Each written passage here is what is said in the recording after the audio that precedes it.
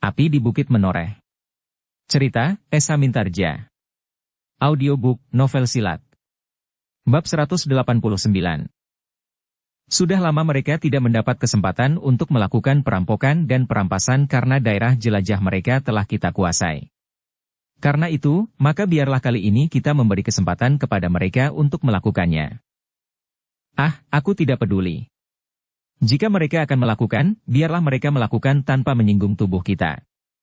Apalagi mempergunakan nama kita.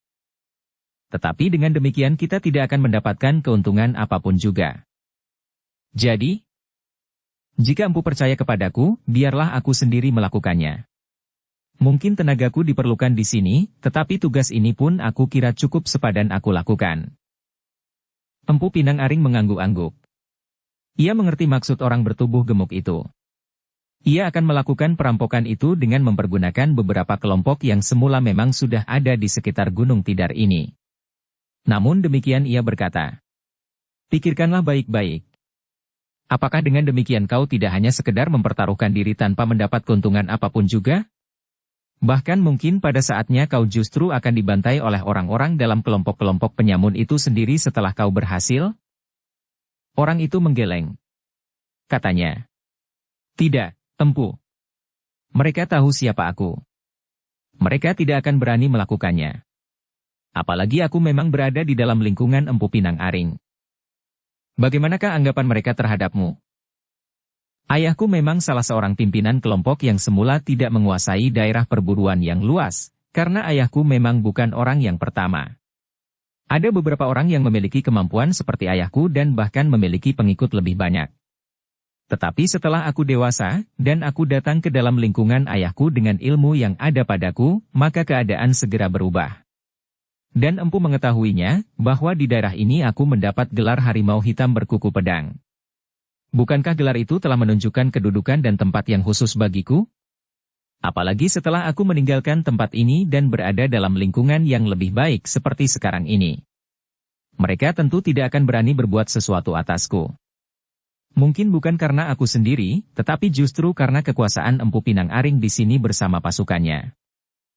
Empu Pinang Aring merenungi keterangan orang yang bergelar harimau hitam berkuku pedang itu. Sementara itu beberapa orang yang lain pun mulai mempertimbangkan pendapat orang yang bergelar harimau hitam berkuku pedang itu. Nampaknya keterangannya itu dapat dilaksanakannya tanpa mengorbankan kekuatan Empu Pinang Aring selain orang itu sendiri. Tetapi ternyata bahwa Empu Pinang Aring masih ragu-ragu.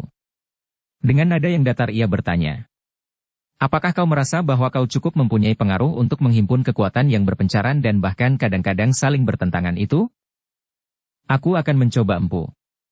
Dengan landasan gelarku dan kedudukanku di sini, di dalam lingkungan pasukan Empu Pinang Aring." Empu Pinang Aring mengangguk-angguk. Katanya, "Memang mungkin. Aku juga pernah mendengar, bahwa kau mempunyai gelar yang menggetarkan jantung itu, meskipun namamu sendiri terlalu sederhana.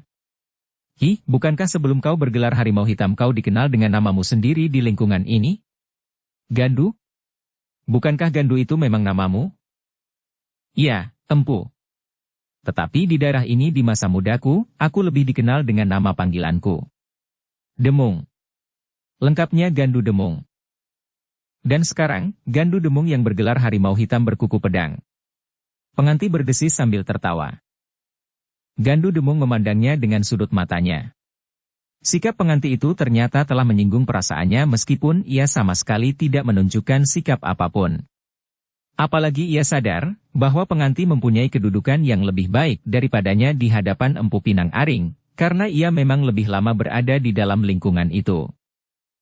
Sejenak Empu Pinang Aring merenungi pendapat Gandu Demung itu. Agaknya memang menarik sekali. Meskipun mempunyai satu kemungkinan, seorang kepercayaannya tidak akan kembali lagi kepadanya. "Gandu Demung," berkata Empu Pinang Aring, "mungkin ada pertimbangan tersendiri. Agaknya aku menghargai kesediaanmu untuk mendapatkan bekal yang cukup banyak tanpa mengurangi kekuatan kita selain satu kemungkinan, pengorbananmu sendiri. Tetapi yang kami cemaskan adalah rahasia yang selama ini sudah kau ketahui. Kau tahu bahwa kami, mungkin 1 atau 2 orang akan memasuki bilik pembicaraan di lembah antara Gunung Merapi dan Gunung Merbabu, sementara seluruh kekuatan yang ada di segala pihak akan bersiaga sepenuhnya. Maksud Empu, seandainya aku dapat ditangkap hidup-hidup oleh orang menoreh atau orang sangkal putung. Ya. Gandu Demung yang bergelar harimau hitam itu tertawa. Katanya, aku ingin menangkap pengantin perempuan itu hidup-hidup, selain perhiasannya. Aku akan membunuh setiap orang di dalam iring-iringan itu. Bagaimana dengan Ki Agapati? Bertanya Rimbakuara. Gandu mengerutkan keningnya. Namun kemudian jawabnya. Tentu Ki Agapati tidak akan berada di dalam iring-iringan itu. Ia adalah ayah pengantin perempuan. Tetapi kemungkinan itu tentu ada. Setelah beberapa kematian menggoncangkan tanah perdikan menoreh. Dan bagaimana pula orang yang selama ini menjadi pembicaraan yang kadang-kadang mendirikan bulu Roma? Orang yang telah membunuh Panembahan Agung, Panembahan Alit dan orang-orang Mataram? Gandu Demung tertawa. Katanya, pengantin ini adalah anak seorang Demang dan seorang kepala tanah perdikan. Sama sekali bukan seorang panglima atau senapati. Aku juga sudah mendengar kegagalan sekelompok orang yang langsung digerakkan oleh para prajurit Pajang saat Senapati Untara kawin. Mereka tidak berhasil membenturkan Mataram dan Pajang, justru karena orang bercambuk dan bahkan orang-orang Mataram sendiri ada di Jati Anom. Tetapi saat itu yang kawin adalah seorang senapati besar yang bernama Untara. Dan kau tahu kebesaran nama Ki Argapati? Gandu masih tertawa. Katanya, aku akan mencoba. Sampai saat perkawinan itu berlangsung, aku sendiri akan mengawasi keamanan di tanah perdikan menoreh, agar tidak terjadi sesuatu. Dengan demikian, maka pengamanan daerah itu akan mengendor. Di hari perkawinan itu pun tidak akan ada gangguan apa-apa, karena aku akan mengambil kesempatan saat kedua pengantin itu kembali ke sangkal putung. Empu Pinang Aring mengangguk-angguk. Lalu katanya, hati-hatilah. Kau harus melihat semua kemungkinan. Jika ada kekuatan yang tidak terlawan, kau jangan menjadi gila. Baik, Empu. Aku berharap bahwa keputusan terakhir dari saat pertemuan itu benar-benar dapat dilakukan setelah hari-hari perkawinan anak Demang Sangkal Putung itu, sehingga persiapan kita menjadi semakin kuat menjelang hari yang penting itu. Tetapi ingat, jika rahasia yang kau ketahui itu merembes dari mulutmu, maka akibatnya akan parah sekali.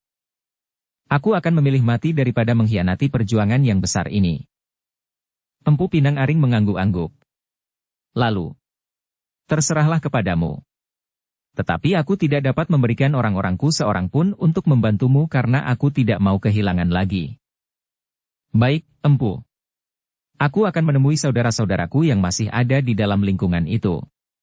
Mereka tentu akan senang melakukannya dengan janji membagi setiap barang yang dapat kita rampas. Tetapi Gandu Demung tertawa.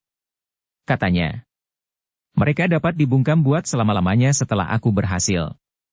Jangan sampai menimbulkan perselisihan yang dapat membahayakan rahasia kita. Hi! Empu Pinang Aring terkejut. Jika perlu, biarlah kelompok yang dipimpin ayah dan saudara-saudaraku sajalah yang tetap ada. Yang lain dapat dibinasakan. Dengan cara apapun juga, sehingga barang-barang itu tidak perlu dibagi, kecuali sekedar buat saudara-saudaraku saja. Tetapi itu tidak akan banyak. Empu Pinang Aring menarik nafas dalam-dalam. Lalu, terserahlah kepadamu. Kau adalah orang yang dilahirkan di daerah ini. Kau tahu akibat dari semua perbuatanmu. Gandu Demung termenung sejenak. Ia ingin menemukan arti yang sebenarnya dari kata-kata Empu Pinang Aring itu. Namun kemudian ia tersenyum sambil berkata, baiklah, Empu. Aku akan memperhitungkan sebaik-baiknya. Aku tahu bahwa hasil dari usahaku ini diragukan. Dan aku tidak berkeberatan, karena aku pun tidak akan dapat mengatakan bahwa aku akan berhasil. Tetapi aku akan mencoba. Lakukanlah. Sekali lagi aku peringatkan, tidak seorang pun dari antara kita di sini yang akan pergi bersamamu. Aku mengerti. Sekaligus aku minta diri. Jika aku gagal, maka yang akan menjadi korban, bukanlah tubuh kita. Empu Pinang Aring mengangguk-angguk. Katanya, seterusnya terserah kepadamu. Dan untuk seterusnya aku tidak akan membicarakannya lagi. Kau boleh datang kepadaku dengan hasil yang kau peroleh. Tetapi tidak dengan pembicaraan apapun lagi. Baiklah, Empu. Aku mengerti. Aku langsung akan mohon diri. Waktuku tinggal beberapa hari menjelang hari perkawinan itu. Aku akan mengambil hari yang kelima, saat pengantin itu kembali ke sangkal putung. Jika selama saat-saat perkawinan mereka sama sekali tidak terjadi kerusuhan apapun, maka mereka tentu akan lengah. Sudah. Sudahlah. Aku tidak mau membicarakannya lagi. Kau tinggal datang kepadaku pada saatnya dengan membawa hasil rampasanmu. Baiklah. Baiklah, Empu. Ia berhenti sejenak, lalu. Tetapi apakah aku dapat dibebaskan dari tugas-tugasku yang lain? Ya. Kau akan dibebaskan dari tugasmu yang lain. Pergilah. Tetapi jika pertemuan di lembah Gunung Merapi dan Gunung Merbabu itu akan berlangsung setelah hari-hari yang kau pilih itu lewat, maka kau pun tentu akan kembali kepada tugasmu. Kau akan pergi bersama kami ke lembah itu. Aku mengerti, Empu. Kau boleh pergi sekarang. Aku percaya kepadamu. Gandu Demung mengangguk-angguk. Sejenak ia memandang beberapa orang kawannya yang ada di sekitarnya. Tatapan matanya berhenti sejenak, ketika ia melihat sebuah senyum di bibir pengantin. Ia menjadi iri hati, desis Gandu Demung di dalam hatinya. Aku mendapat kepercayaan untuk melakukannya. Sebenarnya ia sendirilah yang ingin mendapat perintah serupa, sebab dengan demikian, ia akan mendapat kesempatan untuk menyembunyikan sebagian dari hasil rampasannya itu. Tetapi Gandu Demung tidak mengatakan apapun juga. Pengantin pun sama sekali tidak berbicara apapun juga selain sebuah senyum yang tidak dapat dimengerti apakah artinya. Gandu Demung pun kemudian meninggalkan pertemuan khusus itu. Beberapa orang pengawal terpercaya yang ada di luar pintu menjadi heran melihat seorang yang mendahului meninggalkan pertemuan, namun menilik wajahnya yang justru nampak cerah. Maka para pengawal itu pun mengetahui bahwa tidak terjadi perselisihan apapun di dalam ruang yang tertutup itu. Kenapa Ki Gandu Demung mendahului? Bertanya seorang pengawal. Gandu Demung tersenyum. Katanya, aku mendapat tugas khusus kali ini. Tidak ada orang lain yang boleh pergi bersamaku. Pengawal itu termangu-mangu. Namun mereka mengerti bahwa orang bernama Gandu Demung yang bergelar harimau hitam berkuku pedang itu memiliki ilmu yang dapat memberikan bekal kepadanya untuk melakukan tugas khususnya. Tetapi kepergian Gandu Demung dengan tugas yang tidak dimengerti oleh siapapun juga itu memang menimbulkan berbagai pertanyaan di dalam lingkungan mereka. Beberapa orang yang telah melakukan tugasnya di tanah perdikan menoreh pun bertanya-tanya di dalam hati. Apakah persoalan yang dikemukakannya itu mendapat tanggapan sewajarnya dan ada sangkut pautnya dengan tugas Ki Gandu Demung? Namun ternyata Ki Gandu Demung pun kemudian menemui mereka untuk mendapatkan bahan-bahan yang lebih banyak lagi. Apakah Ki Gandu Demung mendapat tugas itu? Gandu Demung menggelengkan kepalanya. Katanya, aku tidak peduli cerita tentang pengantin itu. Aku mendapat tugas khusus. Dan aku akan menjalankan tugasku sebaik-baiknya. Tetapi kenapa Ki Gandu Demung memerlukan keterangan tentang hari-hari perkawinan anak kepala tanah perdikan menoreh itu? Gandu Demung tertawa. Katanya, tugasmu adalah menjalankan perintah. Tanpa perintah apapun juga, kau boleh tidur berhari-hari. Nah, sekarang tidur sajalah. Orang tertua di antara mereka mengerutkan keningnya. Dengan wajah yang tegang ia berbisik ke telinga kawannya. Agaknya orang lainlah yang akan mendapat tugas itu. Mungkin Ki Gandu Demung akan mengambil tenaga yang dianggapnya lebih baik. Kau gila. Apakah ada orang yang lebih baik dari aku? Kawannya justru tertawa. Jawabnya, setidak-tidaknya lebih baik daripadaku. Orang tertua itu mengerutkan keningnya. Katanya kemudian, kita tunggu saja. Siapakah yang akan pergi? Tetapi Ki Gandu Demung tidak akan mengambil kita. Mungkin ia mempunyai beberapa orang kepercayaan yang dapat diajaknya berlaku curang, sehingga kehadiran kita akan mengganggu rencananya itu. Pes, jangan berkata begitu. Kau kenal Ki Gandu Demung, seperti kau mengenal Ki Penganti dari Ki Rimbakuara. Apakah kau kira mereka mengerti betapa mahalnya nyawa orang lain bagi orang itu? Bukankah aku tidak berkata apa-apa? Aku hanya mengatakan bahwa Ki Gandu Demung adalah orang yang jauh lebih tepat daripada orang lain. Ia mengenali daerah ini karena ia memang dilahirkan di sini. Di antara gerombolan-gerombolan liar di sekitar Gunung Tidar, ia mendapat gelar harimau hitam berkuku pedang. Kukunya memang panjang-panjang, desis seorang yang masih muda. Kau juga, desis kawannya yang lain. Aku tidak berkata apa-apa. Tetapi ia memang seorang yang matang dan memiliki banyak kelebihan dari orang lain. Orang-orang itu pun kemudian termangu-mangu sejenak. Mereka mengerti bahwa agaknya Gandu Demung telah mendapat tugas khusus. Tetapi mereka tidak mengerti kenapa nampaknya Ki Gandu Demung masih belum menunjuk siapapun juga, terutama mereka yang pernah bertugas di Tanah Perdikan Menoreh. Tetapi mereka memang hanya dapat menunggu. Karena justru ketika malam turun, mereka sudah tidak melihat Ki Gandu Demung di antara mereka. Ki Gandu Demung telah pergi, desis salah seorang dari mereka yang ikut bertugas di Menoreh. Apakah ia sama sekali tidak memerlukan seorang penunjuk jalan untuk tugas yang barangkali ada hubungannya dengan pengantin itu, gumam kawannya. Tiba-tiba saja orang yang menyaksikan kematian kawannya di halaman belakang rumah Ki Gede berkata, "Aku adalah orang yang paling mengetahui tentang Tanah Perdikan Menoreh. Aku telah mendekati langsung ke rumah kepala Tanah Perdikannya. Dan aku tahu betul apa yang ada di rumah itu." Seorang yang lebih tua daripadanya tertawa. Katanya, "Kau baru melihat permukaannya saja. Itu lebih baik daripada tidak sama sekali." Ki Gandu Demung pernah menyelam sampai ke dasarnya. Orang itu mengerutkan keningnya. Tetapi ia pun sama sekali tidak menjawab lagi. Dalam pada itu, Gandu Demung memang sudah meninggalkan perkemahan pasukan Empu Pinang Aring. Ia sudah bertekad untuk menunjukkan jasa yang tentu akan berbalas kepada pimpinannya yang dianggapnya akan ikut memegang peran terpenting jika perjuangan mereka berhasil. Bahkan Gandu Demung yakin bahwa kekuatan mereka yang menolak kekuasaan Pajang dan berkeinginan memulihkan kewibawaan Trah Majapahit pasti akan berhasil, karena Empu Pinang Aring mempunyai landasan kekuatan di daerah pesisir utara.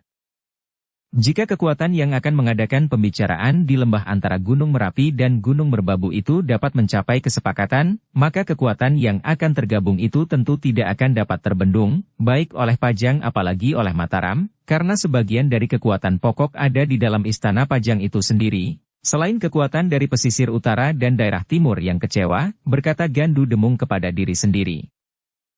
Demikianlah ia menyusuri daerah yang gelap dan sepi di tepi hutan yang melingkar di sebelah Gunung Tidar. Ia ingin mencoba menemui saudara-saudaranya yang berada di dalam lingkungan para perampok dan penyamun. Bahkan ayahnya yang menjadi semakin tua itu pun tentu masih mempunyai pengaruh yang kuat di antara mereka. "Jika aku berhasil, maka aku adalah seorang pahlawan yang harus mendapat penghargaan," gumam Gandu Demung kepada diri sendiri. "Ayah dan saudara-saudaraku pun tentu akan mendapat bagiannya.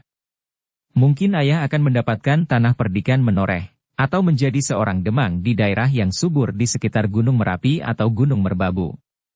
Terlebih-lebih lagi apabila Tanah Perdikan Banyu Biru termasuk Pamingit diserahkan kepadaku kelak." Gandu Demung tertawa sendiri. Sementara itu kakinya masih tetap melangkah di kegelapan. Meskipun ia tidak tahu pasti di manakah ayahnya berada, tetapi ia dapat menduga tempat persembunyiannya. Tentu masih yang dahulu. Ketika di kejauhan terdengar aum harimau lapar, Gandu Demung meraba hulu pedangnya. Sejenak ia menahan nafas, namun kemudian ia bergumam. Jauh sekali. Arah angin pun tidak menuju ke suara itu. Tetapi seandainya tiba-tiba saja seekor harimau telah berdiri di tengah jalan sempit yang sedang dilaluinya, Gandu Demung pun tidak akan berhenti, apalagi berbalik. Setelah berjalan beberapa lama, maka Gandu Demung telah meninggalkan jalan yang menyusuri pinggir hutan. Ia mulai berjalan di jalan yang lebih lebar di sebuah padang ilalang. Dan ia pun mengenal dengan baik bahwa jalan itu akan segera sampai ke daerah yang berpenghuni. Tetapi ia tidak akan pergi ke padukuhan itu. Ia akan berbelok menghindar dan akan langsung pergi ke tempat yang jarang dikunjungi orang. Sebuah padesan kecil yang terpencil di celah-celah bukit-bukit kecil. "Mudah-mudahan aku dapat bertemu dengan siapapun di tempat itu," desisnya. Namun dalam pada itu, langkahnya tiba-tiba terhenti. Telinganya yang tajam telah mendengar desir di balik batang ilalang di sebelah. Bukan desir langkah seekor binatang. Tetapi langkah itu demikian lembutnya, sehingga Ki Gandu Demung yakin bahwa beberapa orang telah mengintai perjalanannya. "Asal mereka masih mempunyai mulut dan telinga," berkata Gandu Demung di dalam hatinya. "Tentu mereka masih dapat diajak bicara." Apalagi jika mereka mengenal siapa aku dan siapakah Empu Pinang Aring, tentu mereka tidak akan mengganggu.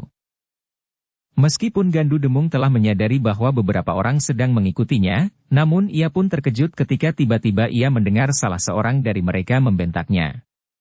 "Hi, berhenti." Dalam kegelapan ia melihat 3 orang yang muncul dari balik batang ilalang dengan senjata terhunus. Salah seorang dari mereka melangkah maju sambil mengacungkan pedangnya. "Siapakah kau?" bertanya orang itu. Gandu Demung menarik nafas dalam-dalam. Ia pun kemudian berhenti di tempat yang cukup lapang. Gandu Demung mengerutkan keningnya.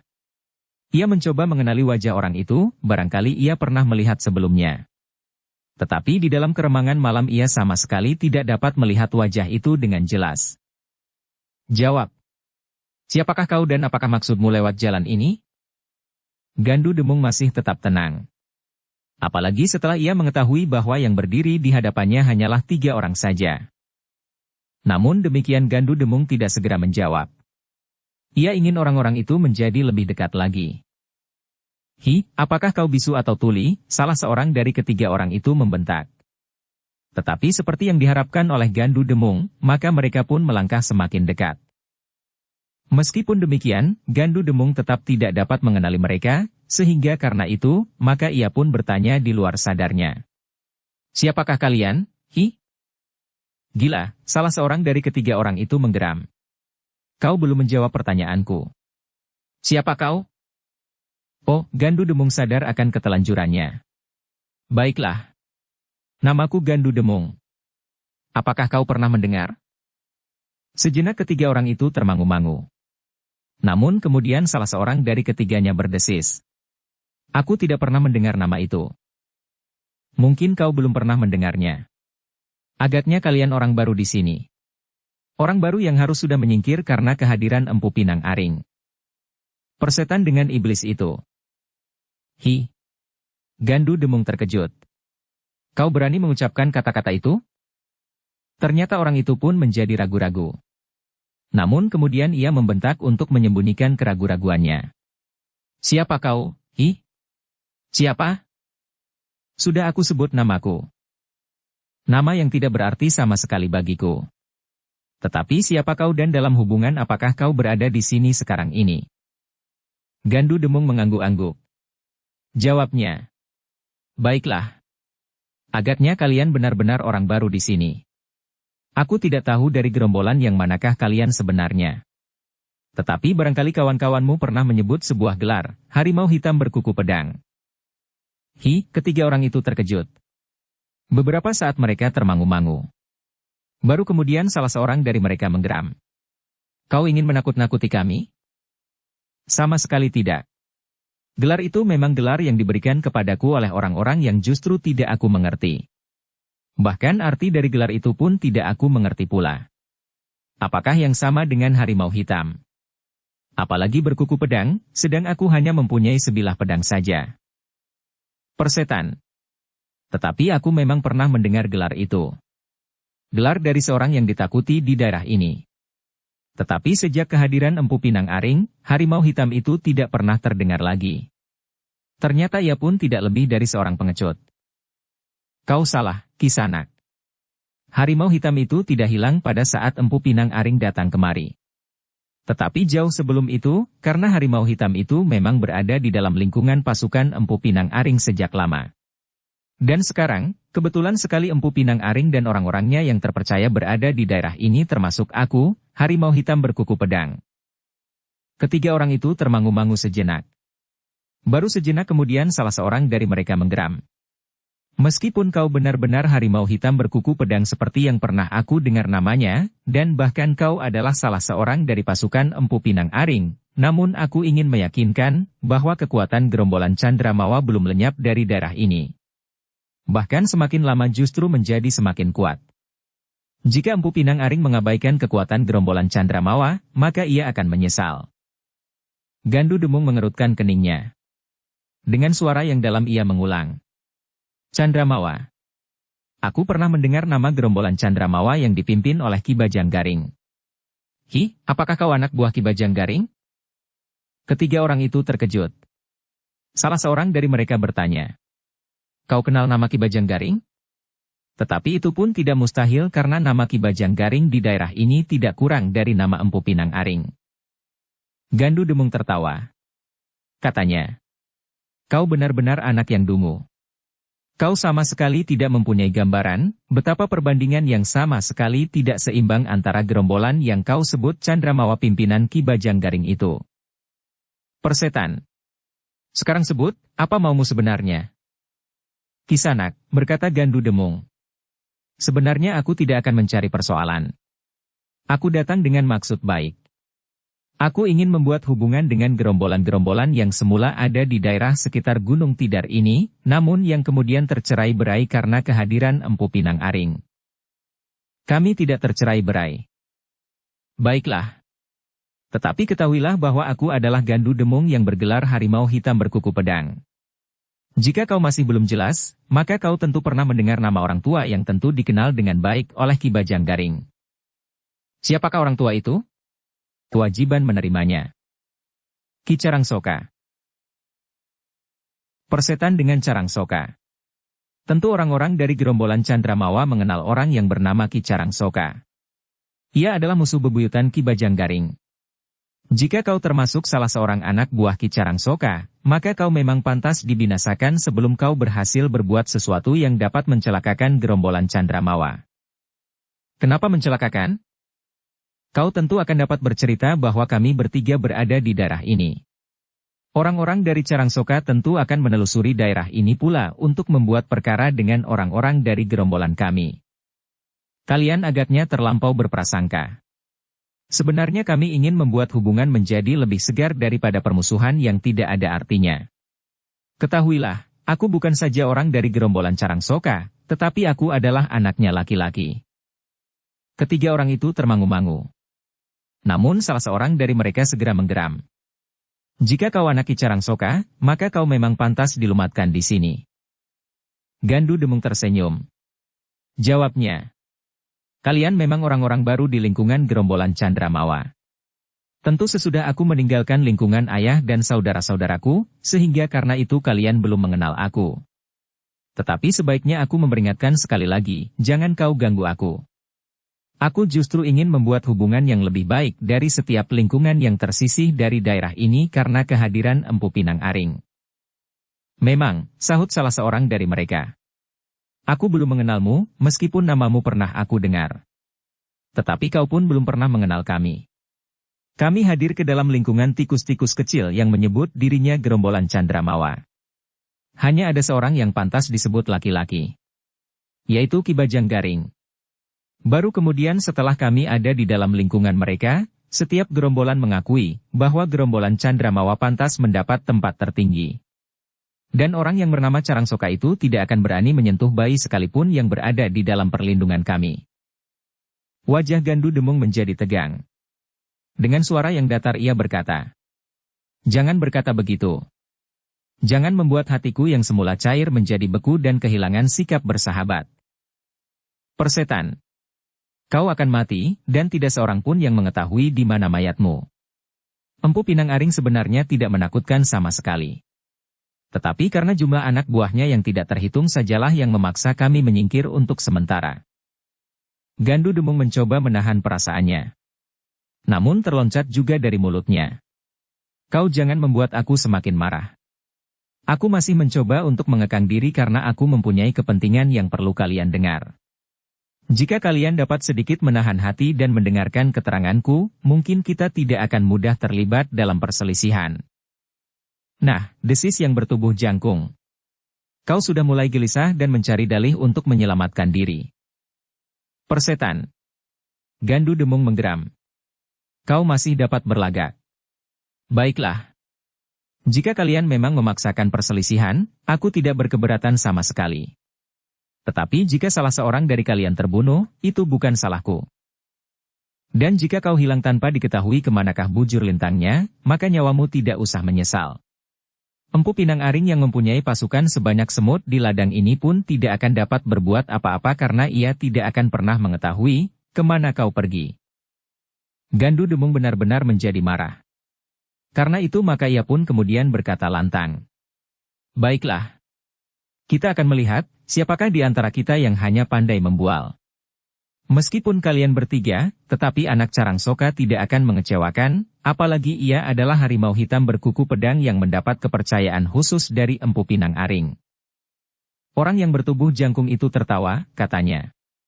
Aku pun dapat menyebut diriku dengan gelar yang lebih menakutkan dari sekedar harimau berkuku pedang. Mungkin aku dapat memberi gelar baru diriku sendiri gajah putih berbelalai pelangi, atau serigala bergigi guntur.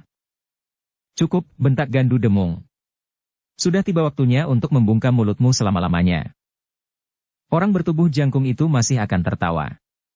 Tetapi tiba-tiba saja suaranya terputus, karena Gandu Demung meloncat selangkah maju dan siap untuk menyerang. Ketiga orang itu pun kemudian berpencar. Mereka pun segera mempersiapkan diri. Ketiganya mengambil tempat yang berlawanan dan dengan serta-merta mengacukan senjata masing-masing. Hem. Gandu Demung menggeram. Cukup cepat juga tata gerak kalian. Tetapi tentu kalian berkelahi seperti anak-anak yang baru mulai mempelajari ilmu kanuragan. Orang bertubuh jangkung itulah yang kemudian mulai menggerakkan senjatanya. Sejenak kemudian serangannya yang cepat pun segera mengarah ke tubuh Gandu Demung. Gandu Demung tahu pasti, serangan itu bukannya serangan yang sungguh-sungguh.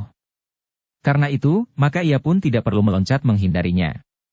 Gandu Demung yang memiliki pengalaman yang luas itu cukup mencondongkan tubuhnya saja, sehingga serangan orang bertubuh jangkung itu tidak mengenainya. Namun setelah itu, serangan yang lain pun segera menyusul. Bukan sekedar menggertak, tetapi langsung untuk membunuhnya dengan menikam jantung. Gandu Demung yang bergelar macan hitam berkuku pedang itu pun mulai berloncatan. Semakin lama semakin cepat. Untuk melawan senjata ketiga orang yang mengepungnya itu pun, Gandu Demung telah menarik pedangnya. Sejenak kemudian ternyata gelar yang dipergunakannya bukan sekedar gelar yang hampa. Pedang di tangan Gandu Demung itu pun tiba-tiba telah berputaran. Sejenak kemudian mematuk dan seolah-olah menerkam lawannya seperti kuku seekor harimau yang lapar. Dalam benturan-benturan di permulaan perkelahian itu segera ternyata, bahwa kekuatan dan kemampuan Gandu Demung pantas disegani. Tetapi lawannya merasa, bahwa mereka tidak bertempur seorang diri. Bertiga mereka menghadapi seorang saja yang bagaimanapun juga tangguhnya, namun mereka bertiga pun merasa memiliki bekal untuk melawannya. Perkelahian di dalam gelapnya malam itu pun menjadi semakin sengit. Meskipun kadang-kadang mereka menjadi bingung, karena serangan yang gagal dan bahkan kemudian seolah-olah mereka telah bercampur baur sehingga sulit untuk membedakan lawan. Tetapi justru Gandu Demung tidak pernah mengalami kebingungan serupa itu, karena ia justru seorang diri. Siapapun yang bukan dirinya sendiri, tentulah salah seorang dari lawannya. Dengan demikian, maka perkelahian itu pun menjadi semakin sengit. Ketiga lawan Gandu Demung mencoba untuk mengambil jarak yang seorang dengan yang lain. Serangan mereka tidak lagi membuat mereka sendiri bingung, tetapi beruntun seperti ombak di pantai. Gandu Demung terpaksa mengerahkan ilmunya untuk melawan ketiga lawannya yang menyerang berurutan, apalagi dari arah yang berbeda-beda. Senjata mereka satu demi satu menyambar dengan dahsyatnya. Gandu Demung yang betapapun dicengkam oleh kemarahan, namun ia tidak melupakan niatnya untuk membuat hubungan dengan gerombolan-gerombolan yang tersebar di sekitar Gunung Tidar, meskipun gerombolan yang satu ini adalah musuh bebuyutan dari gerombolannya sendiri, sebelum ia berhasil meningkatkan diri ke dalam gerombolan yang besar, yang dipimpin oleh seorang yang pilih tanding bernama Empu Pinang Aring. Karena itu, maka sekali-sekali ia masih mencoba untuk menunjukkan bahwa ia tidak bermaksud bermusuhan. Namun dengan demikian, akibatnya adalah sangat berbahaya bagi dirinya. Lawannya yang tidak mengerti keraguan-raguan di hatinya merasa bahwa Gandu Demung tidak mampu melakukan perlawanan lebih dari mempertahankan diri. Gandu Demung merasa tekanan lawannya semakin lama menjadi semakin berat. Namun ia masih mencoba memperingatkan. Katanya, apakah kalian sudah merasa cukup dan puas setelah kalian bertempur tanpa berhasil berbuat lebih dari berputar-putar? Tetapi jawaban yang didengar oleh Gandu Demung benar-benar di luar dugaannya.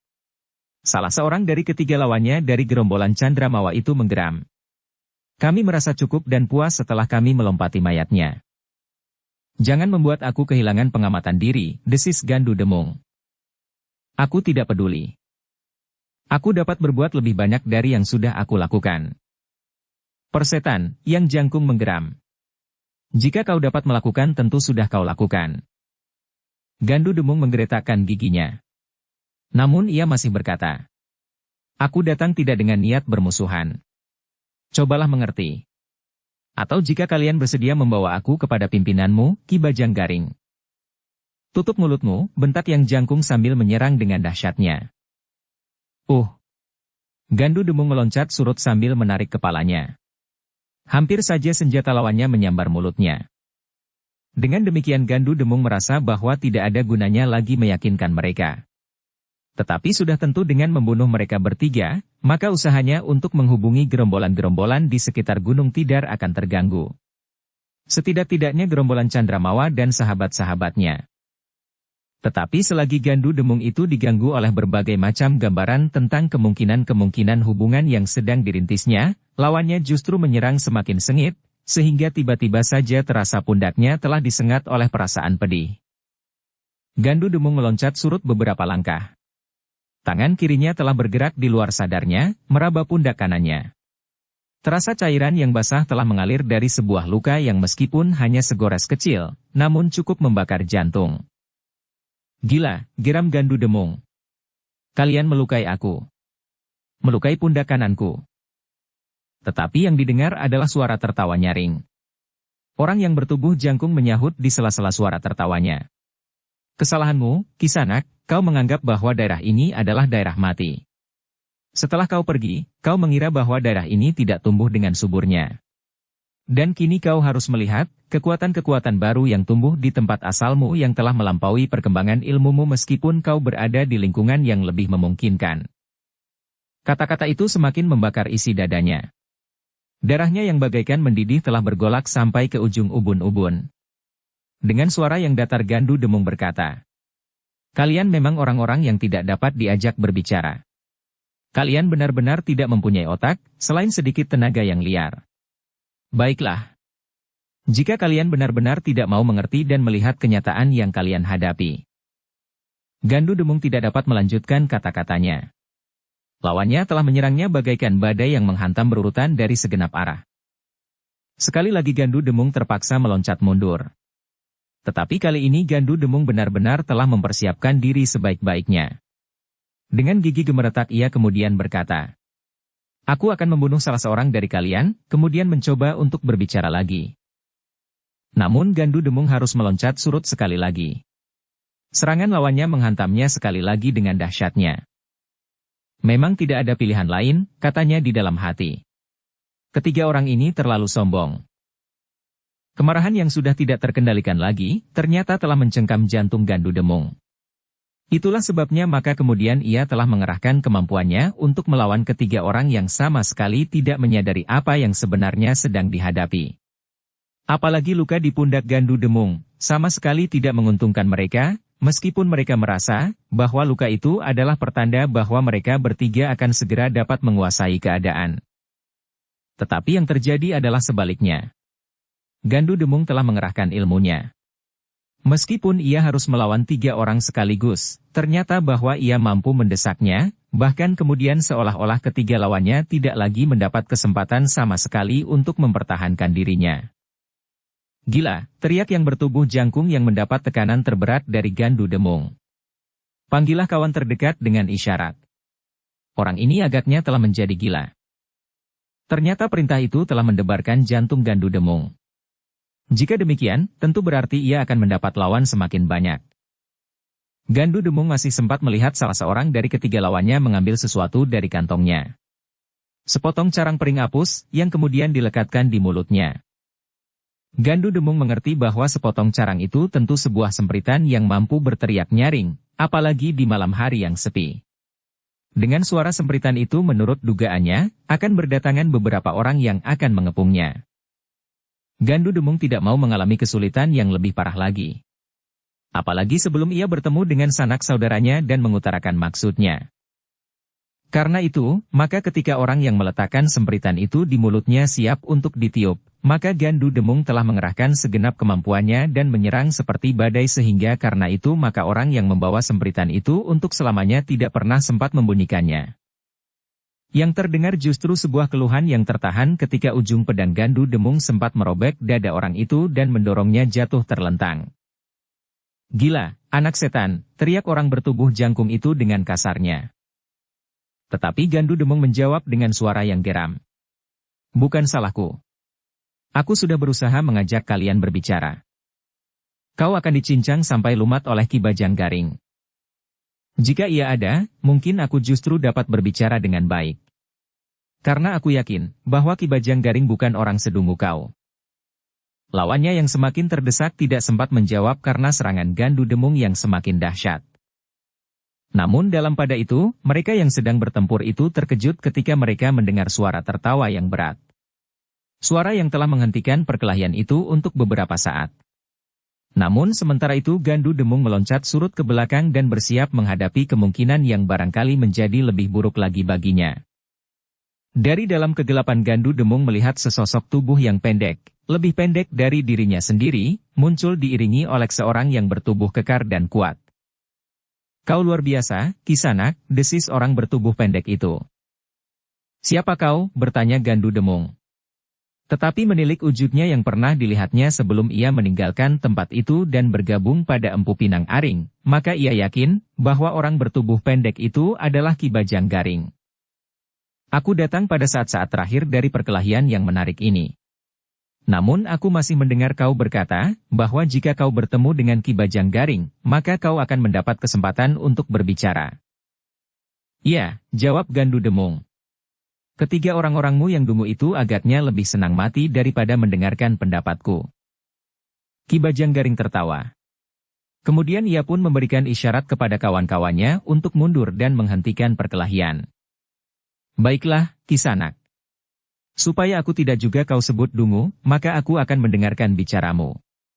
Mungkin kau punya usul atau punya pendapat yang baik dan menguntungkan meskipun kau sudah membunuh seorang anak buahku. Gandu Demung mengerutkan keningnya. Sikap Ki Bajang Garing ternyata membuatnya justru lebih berhati-hati, karena nampaknya Ki Bajang Garing memiliki kepercayaan kepada diri sendiri yang besar. Tetapi aku ingin tahu, siapakah kau, Kisanak? Aku sudah memperkenalkan diriku kepada orang-orangmu. Sudah aku katakan, bahwa aku datang di saat-saat terakhir. Saat kau dengan kemampuan yang tinggi membunuh anak buahku. Gandu Demung termangu-mangu sejenak. Namun ia pun kemudian berdesis. Aku adalah Gandu Demung, anak Carang Soka. Wajah Ki Bajang Garing menjadi tegang. Namun hanya sesaat karena kemudian ia pun tersenyum. Aku sudah mengenalmu. Anak muda yang pendek hampir seperti aku. Tetapi orang tua mudah lupa. Bukankah kau anak muda yang pernah menggemparkan daerah ini sebelum kau pergi untuk waktu yang lama? Aku berada di lingkungan Empu Pinang Aring yang sekarang berada di kaki Gunung Tidar. Oh, bukan main.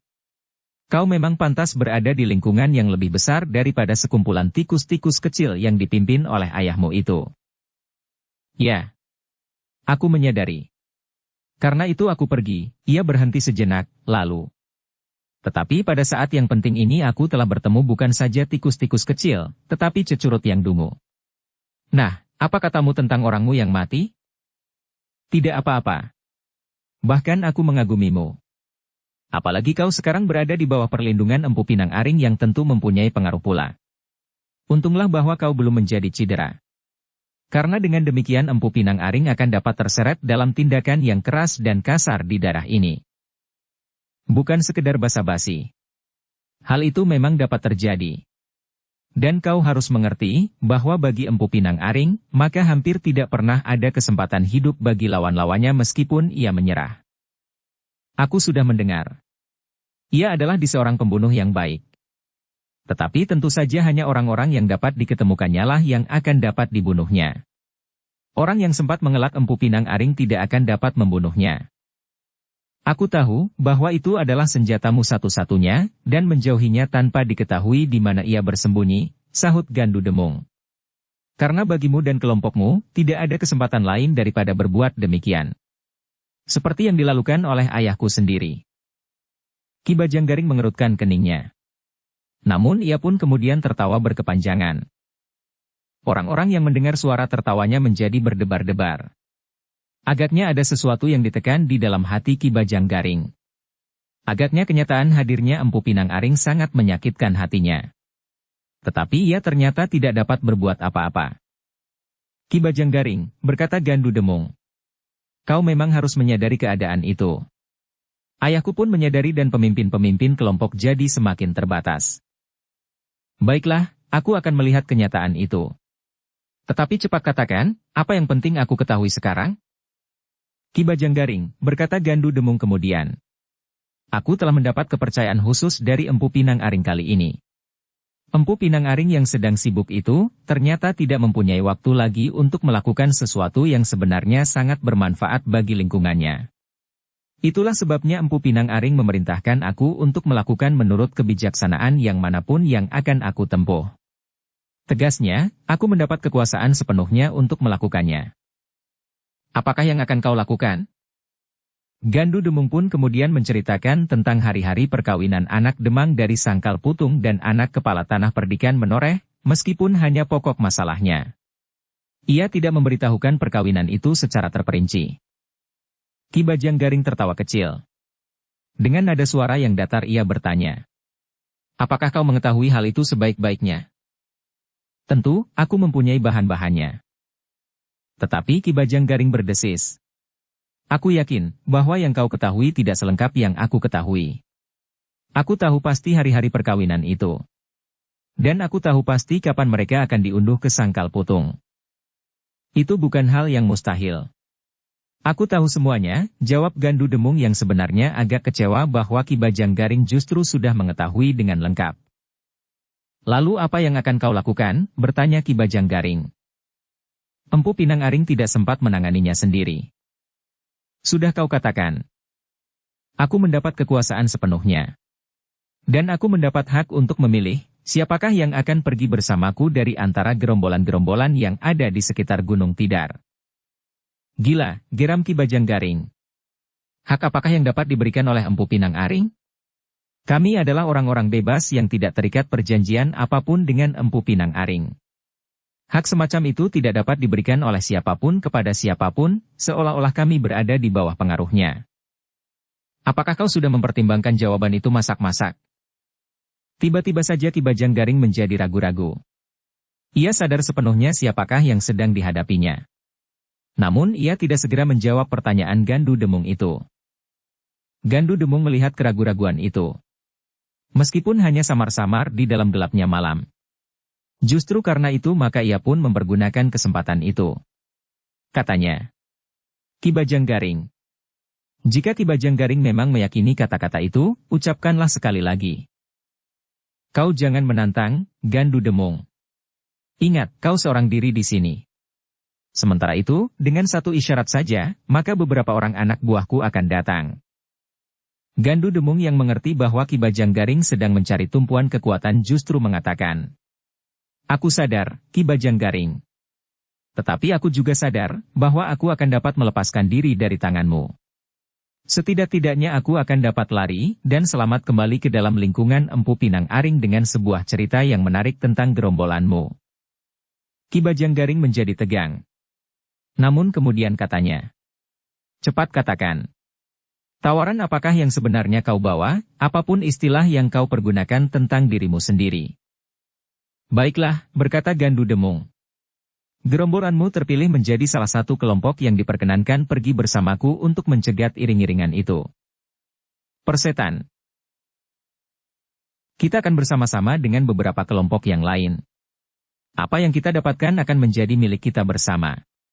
Separuh akan menjadi dana perjuangan yang sedang ditempuh sekarang oleh Empu Pinang Aring, sedang yang separuh akan dibagikan kepada 3 kelompok yang akan pergi bersamaku. Yang terdengar adalah geram Ki Bajanggaring yang marah. Tetapi ia harus menahan kemarahannya di dalam hati. Di antara yang akan pergi adalah kelompok Carang Soka. Ki Bajanggaring menggigit bibirnya menahan gejolak di dadanya. Jika tidak ada Empu Pinang Aring maka kesempatan itu akan terbuka bagi kelompoknya tanpa diganggu oleh kelompok-kelompok lain. Atau bahkan ia harus menghancurkan dahulu Carang Soka dan kelompok-kelompok lain yang ingin melakukannya. Tetapi sekarang Gandu Demung itu akan membawa 3 kelompok bersama-sama, dan yang akan didapatkannya hanyalah separuh. Dan yang separuh itu masih harus dibagi 3. Tiba-tiba Ki Bajanggaring berdesah. Itu tidak akan menghasilkan apa-apa. Kenapa harus 3 kelompok yang pergi ke tanah Perdikan Menoreh? Kita akan menghadapi kekuatan yang besar. Sudah tentu sepasang pengantin itu akan membawa kekayaan yang tidak sedikit. Terlebih-lebih saat mereka dalam perjalanan ke Sangkal Putung sesudah sepasar. Karena itu, maka mereka akan membawa pengawal yang cukup kuat.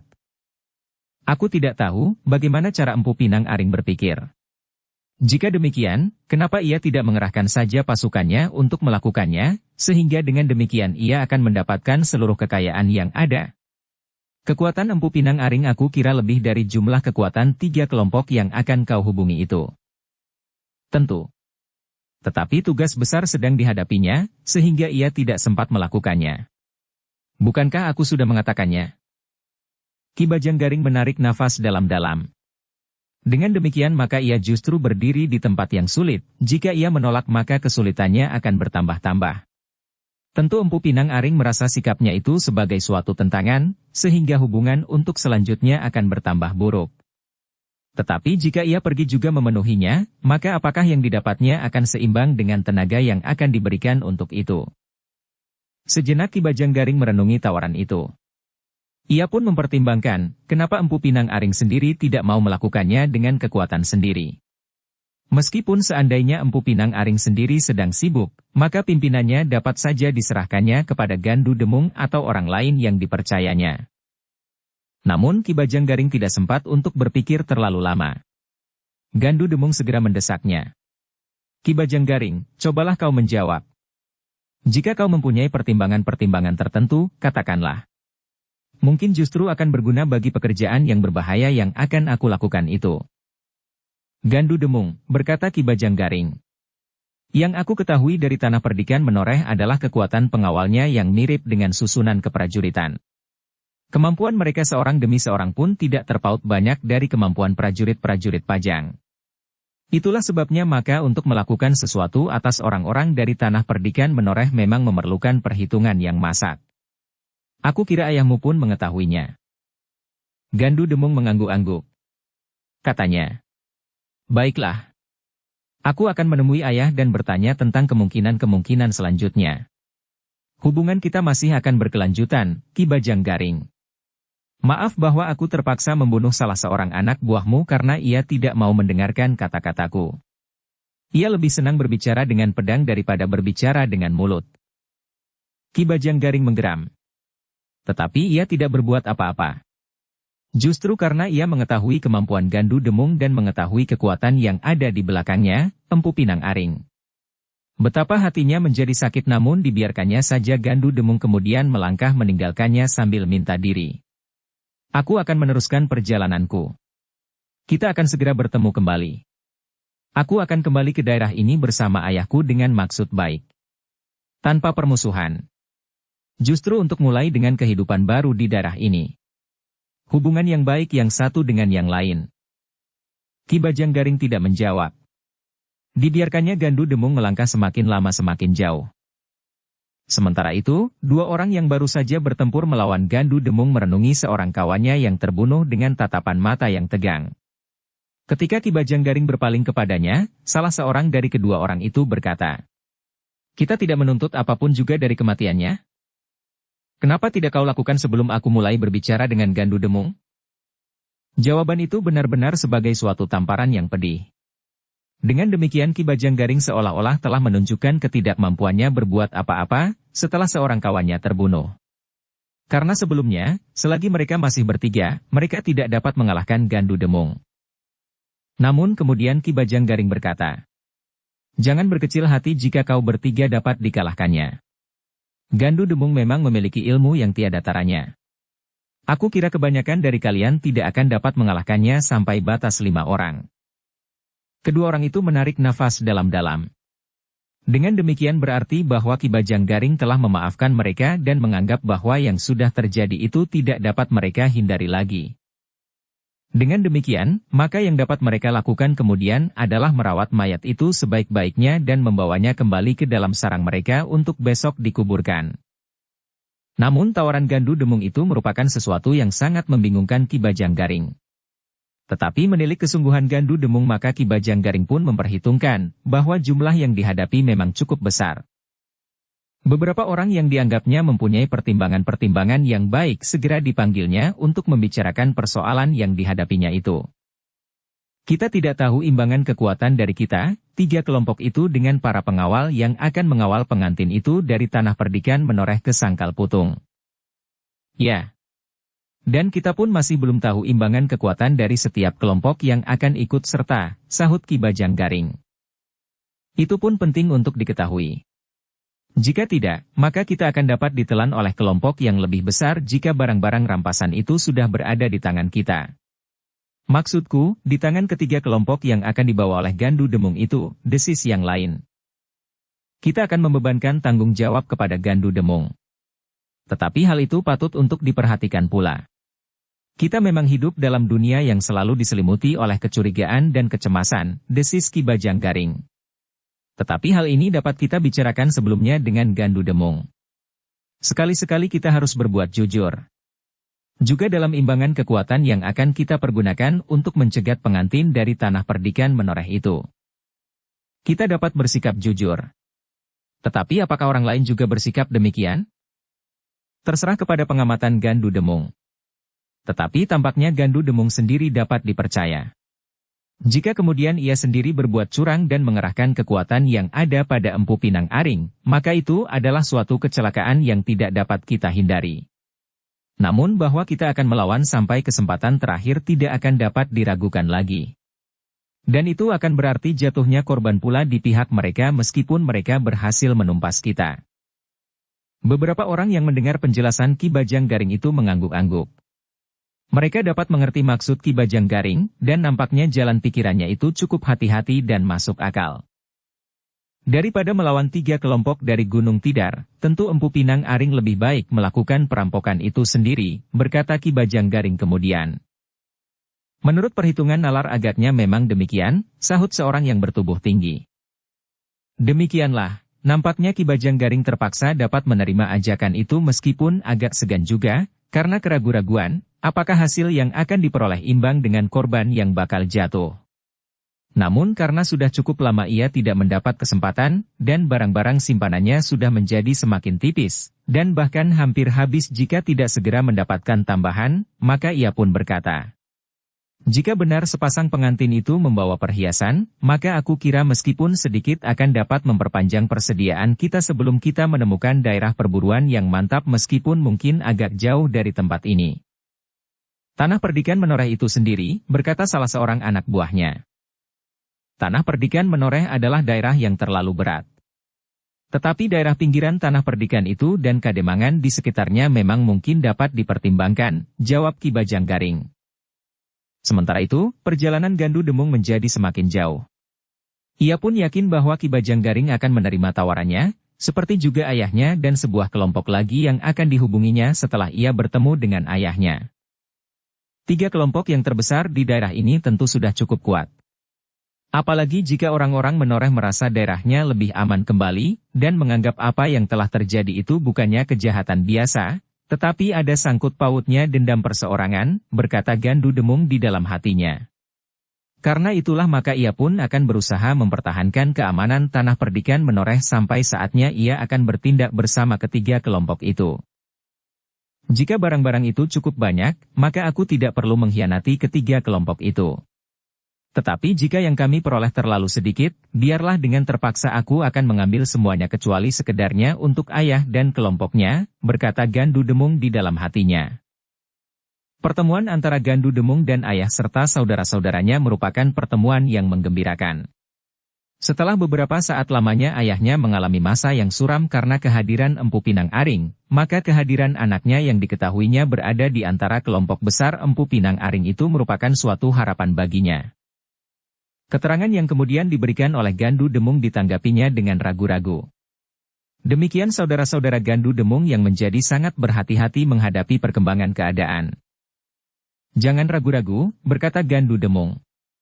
Aku berada di dalam lingkungan Empu Pinang Aring. Dalam hal ini, akulah yang mendapat kekuasaan khusus untuk melakukannya. Tetapi karena semua kekuatan yang ada sedang dikerahkan bagi tujuan yang jauh lebih berharga dari pengambilan dana dari tanah perdikan menoreh itu, maka ia telah menyerahkan kepadaku menurut cara dan pertimbanganku. Kau jangan salah menilai tanah perdikan menoreh, desis saudaranya yang tertua. Aku mengerti. Dan aku pun telah menghubungi Ki Bajang Garing, berkata Gandu Demung. Ayahnya terperanjat. Di mana kau dapat menemuinya, dan kenapa kau berhubungan dengan orang gila itu? Dalam hal ini, kita harus mengesampingkan kepentingan pribadi. Aku mengerti, ayah tidak sejalan dengan Ki Bajang Garing, tetapi jika kita dapat bekerja bersama, setidak-tidaknya kali ini di bawah pengaruh kekuasaan Empu Pinang Aring, maka aku kira kita akan berhasil, karena kelompok kita dan kelompok Ki Bajang Garing termasuk kelompok yang terkuat yang ada di sekitar Gunung Tidar ini.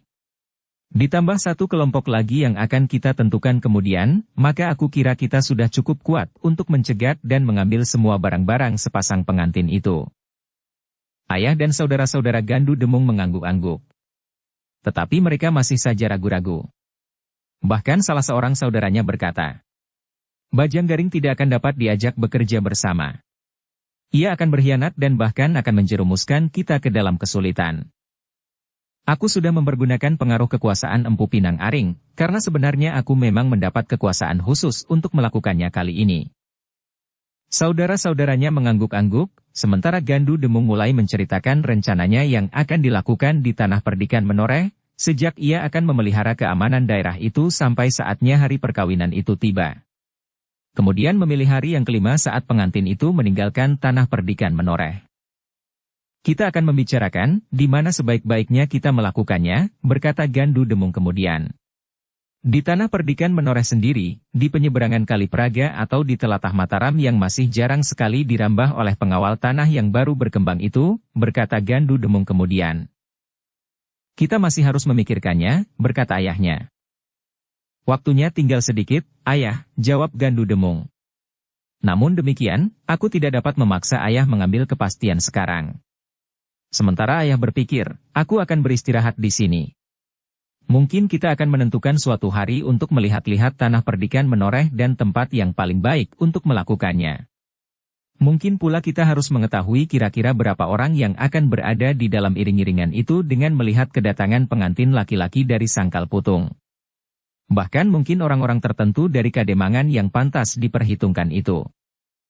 Dengan sungguh-sungguh Gandu Demung berusaha untuk meyakinkan bahwa kesempatan yang didapatnya kali ini akan sangat besar artinya. Ia yakin bahwa yang akan mereka dapatkan dari sepasang pengantin itu tentu memadai dengan kerja yang mereka lakukan. Anak perempuan satu-satunya dari seorang kepala tanah perdikan yang kaya seperti tanah perdikan menoreh itu tentu dibekali dengan perhiasan yang cukup. Sementara itu, perhiasan yang dibawa oleh pengantin laki-laki pun tentu banyak pula. Dalam perhelatan perkawinan itu, pengantin laki-laki tentu mempergunakan perhiasan yang paling berharga, bukan saja yang dipunyainya, mungkin bahkan meminjam dari sanak kadangnya. Demang Sangkal Putung tidak akan membiarkan anaknya menjadi suram di dalam hari perkawinan itu. Anak Demang Sangkal Putung itu tentu memakai ikat pinggang dengan kamus bergelimang emas dan bermata berlian. Pendok emas dan sudah tentu cincin perhiasan-perhiasan lain. Terlebih-lebih lagi pengantin perempuannya.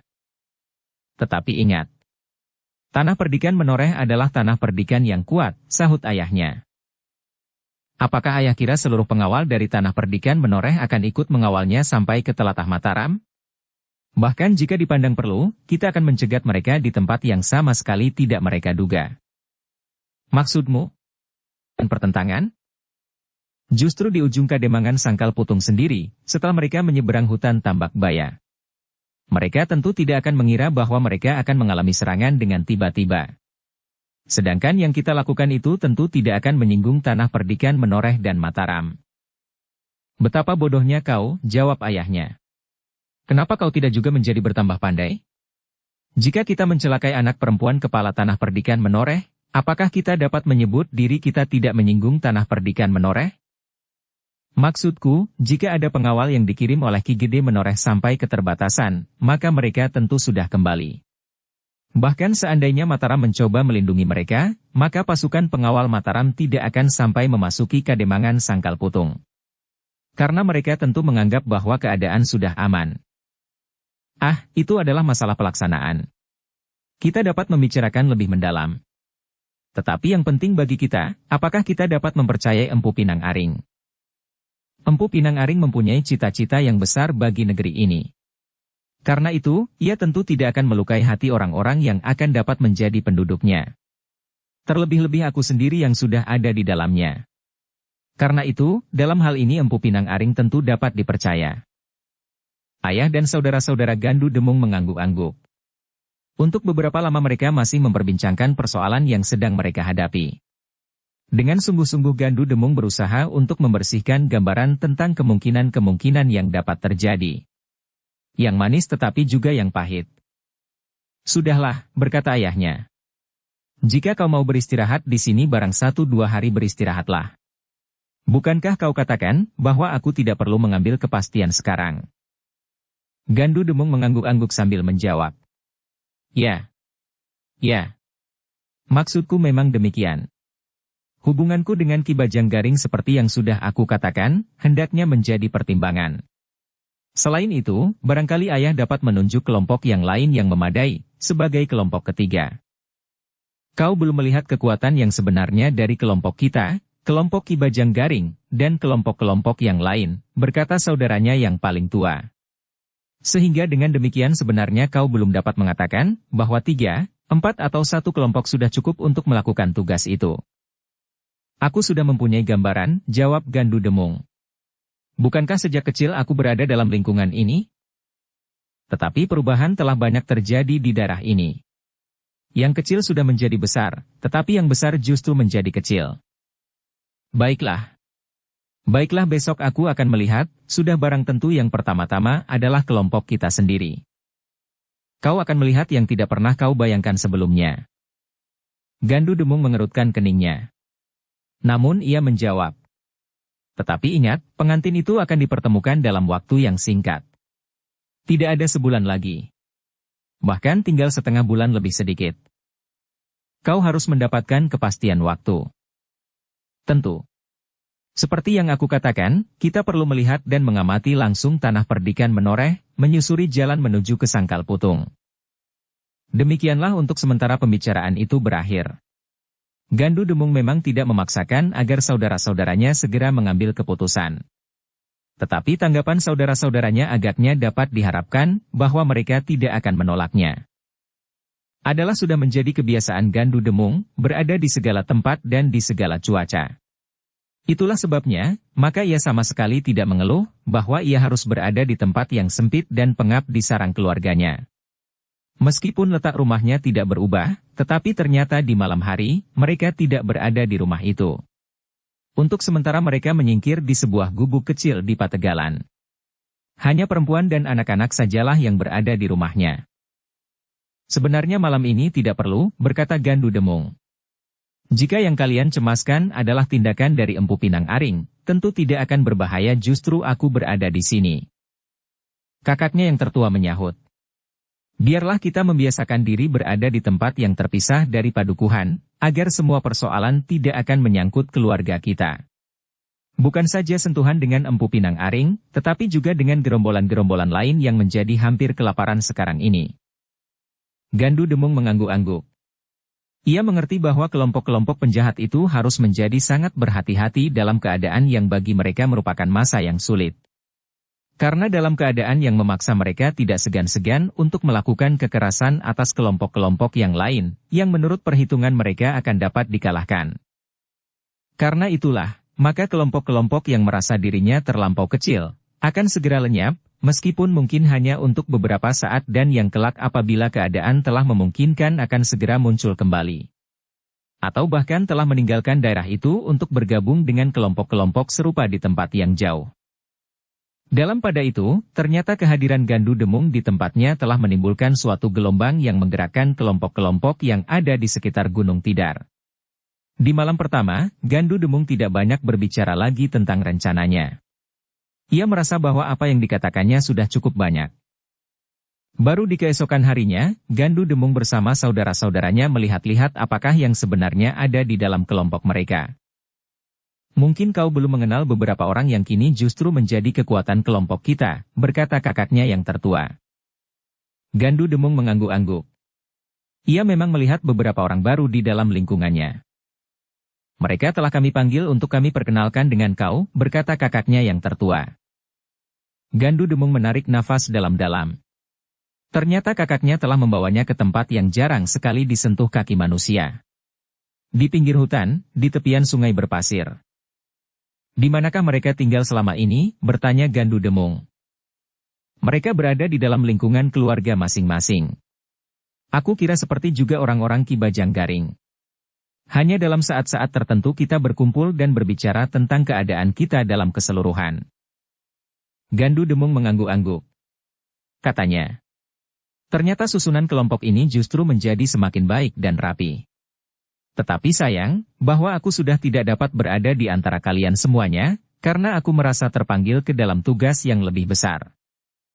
Beberapa orang yang ada di tempat itu untuk diperkenalkan dengan Gandu Demung mengangguk-angguk. Namun ternyata seorang yang bertubuh besar, tegap berkumis melintang tetapi berkepala botak tertawa pendek sambil berkata, "Mungkin suatu kesempatan yang baik sajalah yang telah memperkenalkan kau dengan Empu Pinang Aring, anak muda." Gandu Demung mengerutkan keningnya. Sekilas dipandanginya wajah kakaknya yang menjadi tegang pula. "Maaf Gandu Demung. Aku memang orang baru di sini. Tetapi jangan dikira bahwa aku adalah orang kelaparan yang minta perlindungan. Orang di dalam kelompok ini tentu sudah mengenal siapakah aku. Kakakmu itu pun mengenal aku pula. Bertanyalah kepadanya, siapakah sebenarnya orang terkuat di kelompok ini?" Gandu Demung termangu-mangu. Sekilas dipandanginya kakaknya berganti-ganti. Dari yang paling tua, sampai adiknya yang paling muda, yang berjumlah 4 orang itu selain 2 saudara perempuannya. Kakaknya yang paling tua pun kemudian bertanya kepada orang yang berkepala botak itu. "Apa sebenarnya maksudmu?" "Tidak apa-apa. Aku hanya ingin mengatakan, bahwa adikmu itu jangan menganggap kami, orang-orang yang belum dikenalnya, sebagai orang yang menumpang hidup di sini. Jika aku di sini, bukan menjadi pimpinan, karena sejak aku datang, sudah ada seorang yang disegani. Tetapi bahwa pimpinan tertinggi di kelompok ini bukanlah orang terkuat tentu sudah diketahui." Tiba-tiba kakak tertua Gandu Demung itu meloncat berdiri sambil membelalakan matanya. Katanya, "Aku tidak mengira bahwa kau bersikap seperti itu. Tetapi kau harus menyadari, tidak seorang pun yang mengetahui dengan pasti, bahwa kau adalah orang terkuat di sini, karena kita belum pernah menentukan ukuran yang dapat kita terima bersama-sama. Apalagi jika yang kau anggap pimpinan tertinggi adalah ayah." Orang itu masih tertawa. Katanya, "Kadang-kadang kita memang perlu meyakinkan, siapakah yang memegang peran tertinggi di dalam suatu kelompok tertentu. Mungkin seseorang dianggap sebagai pemimpin tertinggi karena pengaruhnya, karena kecakapannya memimpin dan membuat rencana yang masak, tetapi mungkin juga karena memang tidak ada orang lain di dalam kelompok itu yang dapat mengalahkannya." Kakak tertua Gandu Demung mengangguk-angguk. Katanya, "Baik. Baik. Justru saat adikku ada di sini kau ingin menunjukkan bahwa kau adalah orang yang tidak terkalahkan di sini. Marilah. Aku akan mewakili ayahku yang tidak akan mempedulikan kau dengan kesombonganmu, meskipun aku belum dapat menyamai kemampuan ayahku." Orang berkepala botak itu masih tertawa. Katanya, "Jangan mencari kesulitan. Sebenarnya kata-kataku sama sekali tidak aku tujukan kepadamu, karena selama ini kau telah berhasil memimpin kelompok ini dengan baik. Aku hanya ingin menunjukkan kepada adikmu bahwa ia tidak boleh bersikap seperti sikapmu, karena ia sama sekali bukan pemimpin di sini. Lebih-lebih lagi, jika ia menganggap bahwa orang-orang yang ada di sini sekarang ini, adalah orang-orang yang menggantungkan hidupnya kepada mereka yang telah lama berada di dalam kelompok ini. Itu pikiran gila," bentak kakak tertua Gandu Demung. Namun dalam pada itu, Gandu Demung pun tersenyum sambil berkata, "Baiklah. Aku mengerti. Tentu yang dimaksud adalah apakah aku pantas menyebut diriku adik dari pemimpin kelompok ini. Baiklah. Jika itu yang kau kehendaki, maka aku pun akan menerima dengan senang hati. Bukankah jelasnya kau menantang aku untuk berkelahi sehingga dengan demikian kau akan mendapat ukuran mengenai diriku di antara saudara-saudaraku dan orang-orangnya di sini?" Orang berkepala botak itu menjadi tegang, justru karena ia tidak menyangka bahwa Gandu Demung akan mempergunakan istilah yang terus terang. Namun kemudian ia berkata, "Ternyata kau cukup jantan, sehingga pantas kau berada di lingkungan kelompok Empu Pinang Aring." Gandu Demung mengangguk-angguk. Sejenak dipandanginya orang berkepala botak itu. Wujudnya memang meyakinkan. Badannya yang tegap besar dan dadanya yang bidang ditumbuhi bulu-bulu yang lebat. Dalam pada itu, Gandu Demung pun kemudian berkata kepada kakaknya, "Biarlah aku memenuhi keinginannya." Gandu Demung, "Akulah yang mewakili ayah di sini. Karena itu biarlah aku menertibkan orang-orangku. Jika kau memang ingin mengukur kekuatannya, lakukanlah. Tetapi aku harus mendapat kepastian bahwa aku akan dapat mengalahkannya. Jika tidak, maka kewibawaanku sebagai pemimpin di sini akan selalu direndahkannya. Karena itu biarlah ia yakin bahwa aku adalah pemimpinnya di sini." Tetapi adiknya menggelengkan kepalanya. Katanya, "Kakang, aku wajib menerima tantangannya agar aku dapat membuktikan bahwa orang itu bagiku tidak berarti apa-apa." "Anak setan," geram orang berkepala botak itu. "Ayo, cepat. Lakukanlah. Tetapi jika kau hanya dapat bersembunyi di punggung kakakmu, apa boleh buat?"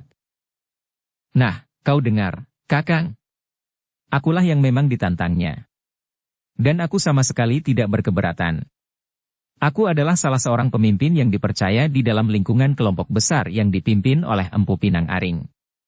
Jika orang berkepala botak itu dapat mengalahkan aku, maka ia adalah orang yang pantas duduk di sebelah Empu Pinang Aring seperti aku.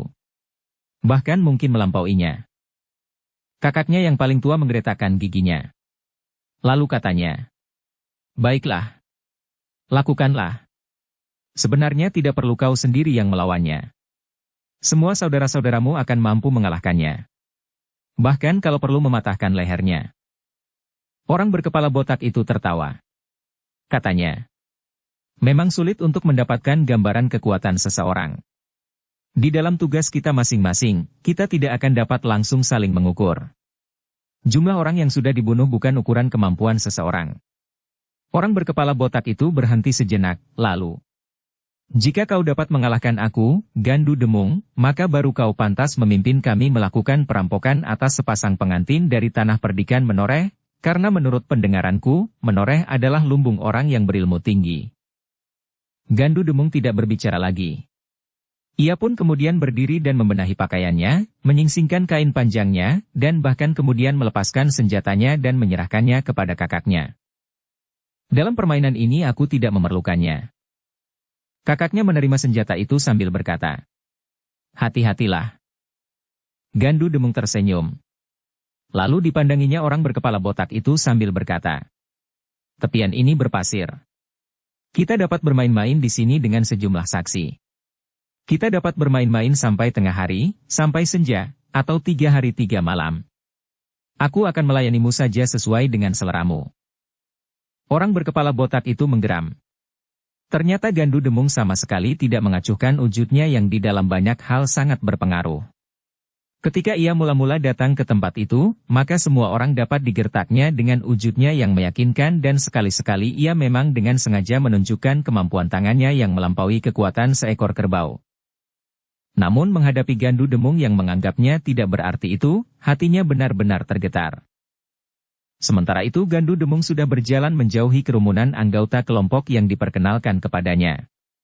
Bahkan di antara mereka pun terdapat orang-orang lama yang sudah mengenalnya dengan baik. Meskipun demikian, apalagi orang-orang baru menjadi sangat berdebar-debar.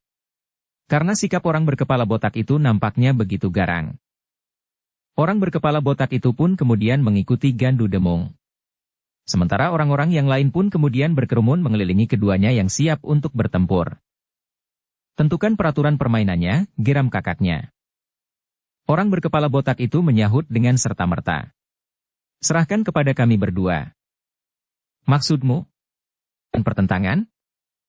Apa saja yang akan dilakukan oleh yang menang? Jika ia menaruh belas kasihan, biarlah ia mengasihani sejauh dikehendaki. Jika tidak maka kemungkinan terpahit akan kita alami."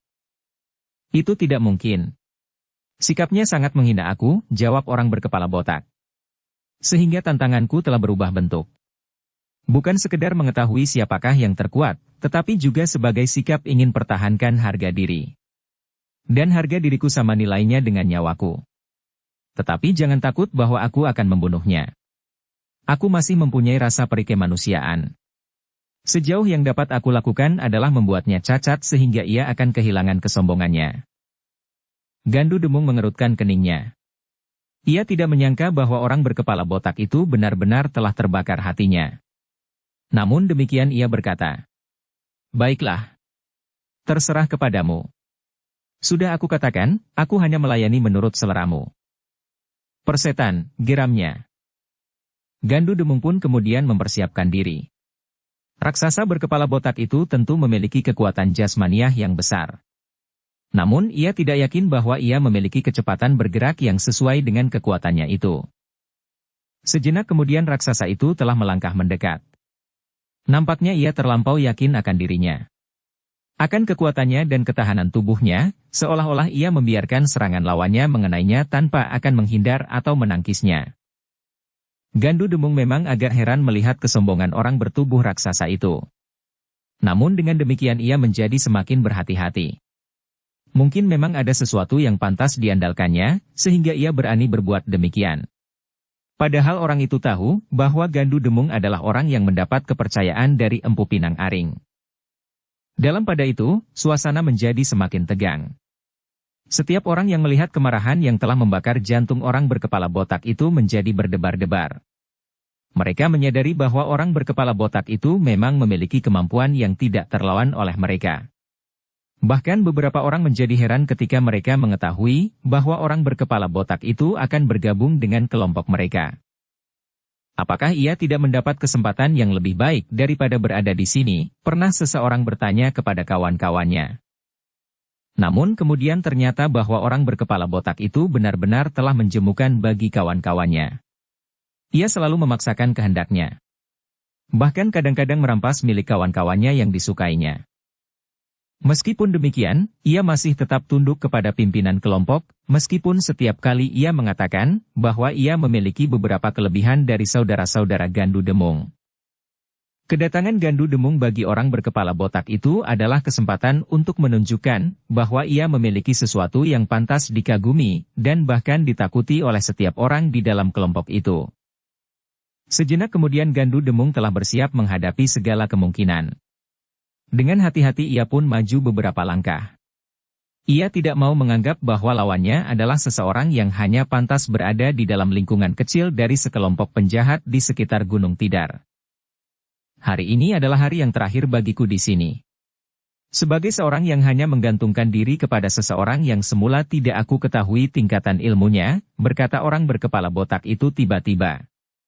Karena hari ini aku akan membuktikan bahwa akulah orang terkuat di dalam kelompok ini. Sehingga sepantasnya akulah yang harus menjadi pemimpin kalian. Mula-mula aku tidak berniat demikian. Tetapi penghinaan yang berlebih-lebihan, justru telah menumbuhkan dendam di dalam hatiku. Siapa yang tidak tunduk kepada keputusanku ini, akan aku bunuh di tepian ini juga. Gila, teriak kakak Gandu Demung. Namun sebelum ia meneruskan, Gandu Demung telah mendahului. Biarkan ia berkicau seperti seekor burung. Suaranya akan segera terhenti jika ia mengerti berapa luasnya langit dan betapa dalamnya lautan. Kemarahan orang berkepala botak itu benar-benar tidak tertahankan lagi. Dengan serta-merta ia melangkah maju sambil mengayunkan tangannya mendatar, menghantam wajah Gandu Demung. Gandu Demung menjadi heran melihat tata gerak itu. Sangat sederhana. Namun justru karena itu, maka ia pun menjadi sangat berhati-hati. Demikianlah. Ketika ayunan tangan itu hampir mengenai pelipisnya, maka ia pun menarik kepalanya sambil bergeser melangkah ke samping. Tangan orang berkepala botak itu berdesing di sebelah telinga Gandu Demung. Dan dengan demikian Gandu Demung dapat meraba betapa kuatnya tenaga yang terlontar pada ayunan tangan itu. Gerak yang sederhana itu sangat mencurigakan, berkata Gandu Demung di dalam hatinya. Namun, dalam pada itu, Gandu Demung telah didorong oleh suatu keinginan untuk mengetahui kekuatan daya tahan lawannya. Karena itulah, maka sebelum orang berkepala botak itu menyadari kegagalannya, Gandu Demung telah menyerangnya. Kakinya terjulur mendatar mengarah ke lambung lawannya. Meskipun Gandu Demung tidak mempergunakan segenap kekuatannya, namun serangan kaki itu sangat berbahaya bagi lawannya. Ternyata orang berkepala botak itu sama sekali tidak mengelak. Dibiarkannya saja kaki Gandu Demung menghantam lambungnya. Benturan itu telah mengejutkan kedua belah pihak. Gandu Demung terkejut bahwa lawannya benar-benar memiliki kekuatan raksasa sesuai dengan wujud badannya. Sedangkan orang berkepala botak itu tidak mengira bahwa Gandu Demung yang tidak sebesar dirinya itu telah berhasil menyakiti lambungnya. Orang berkepala botak itu menggeram. Di antara mereka yang berada di dalam kelompoknya tidak seorang pun yang mampu menyakitinya dengan serangan yang betapapun kuatnya. Sejenak kemudian kembali keduanya menyiapkan diri untuk suatu perkelahian yang tentu akan menegangkan. Orang-orang yang mengelilingi keduanya seolah-olah telah menahan nafas mereka. Apalagi ketika mereka melihat orang bertubuh raksasa itu melangkah mendekati lawannya dengan kedua tangannya mengembang. Gandu Demung termangu-mangu melihat sikap lawannya.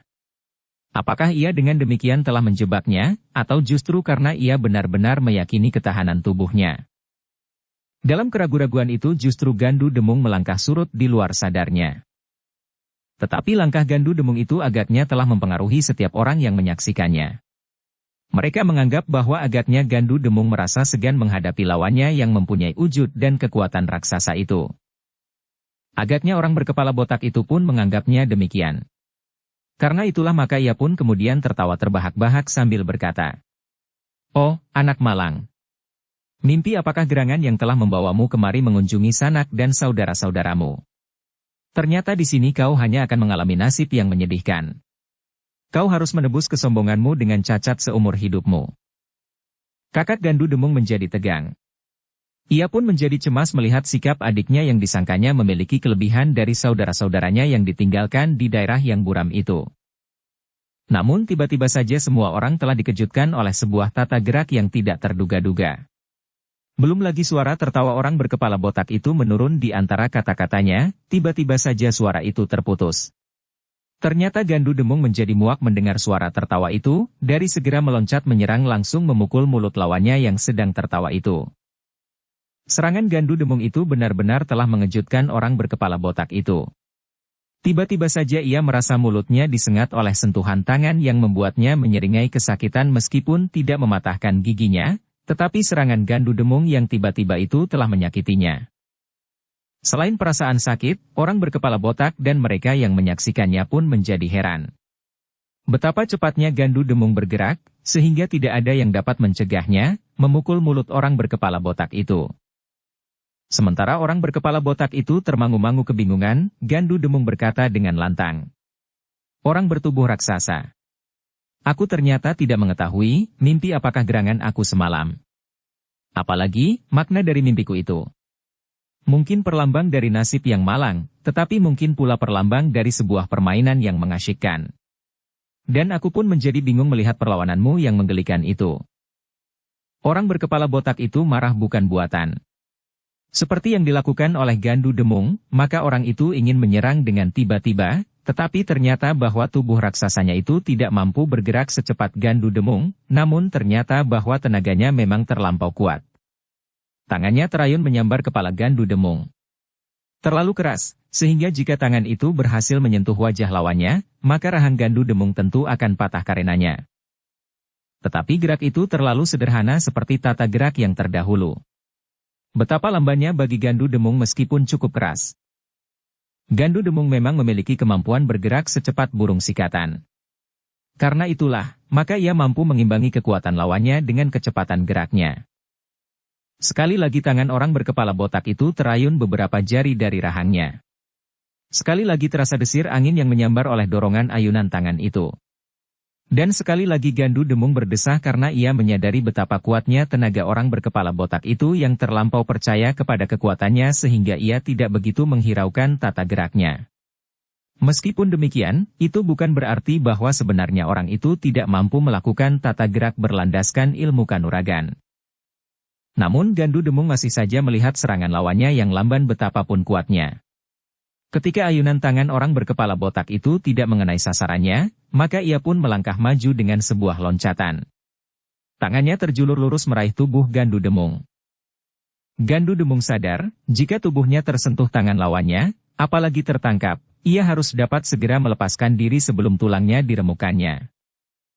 Tetapi agaknya terlampau sulit bagi orang berkepala botak itu untuk menangkap anggota badan Gandu Demung. Namun dengan demikian, maka kemarahan semakin membakar hati orang berkepala botak itu. Kegagalan-kegagalannya telah membuatnya semakin garang. Bahkan orang berkepala botak itu pun kemudian menyerang dengan membabi buta tanpa memperhitungkan kemungkinan-kemungkinan yang dapat dilakukan oleh lawannya. Tetapi agaknya ia memang terlalu percaya kepada kekuatannya.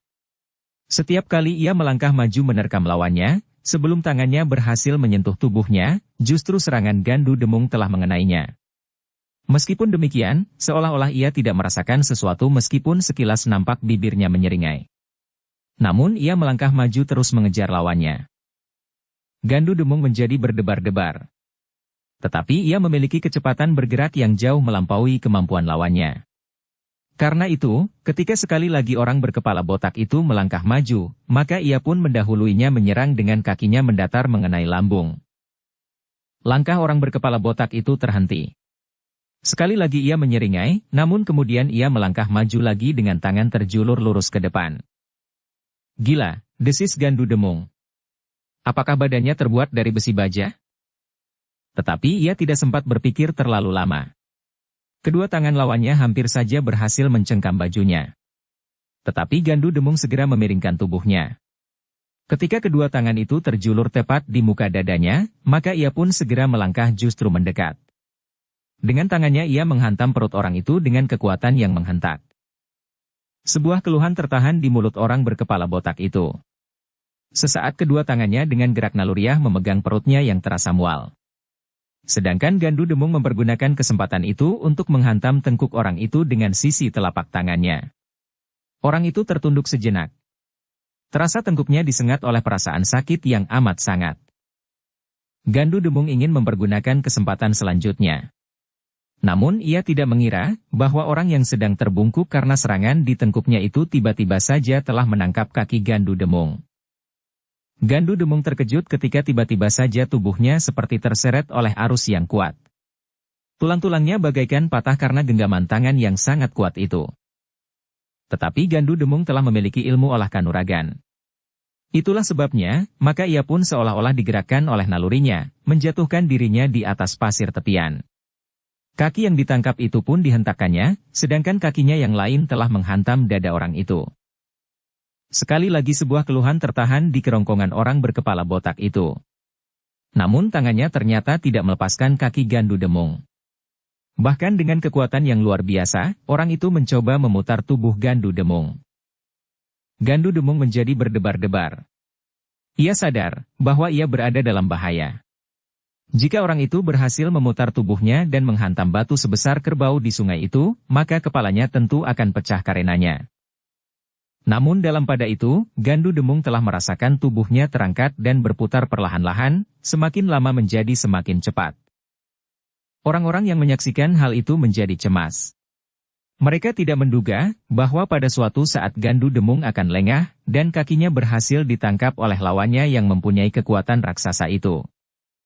Kakaknya yang paling tua adalah orang yang paling cemas melihat perkembangan perkelahian itu.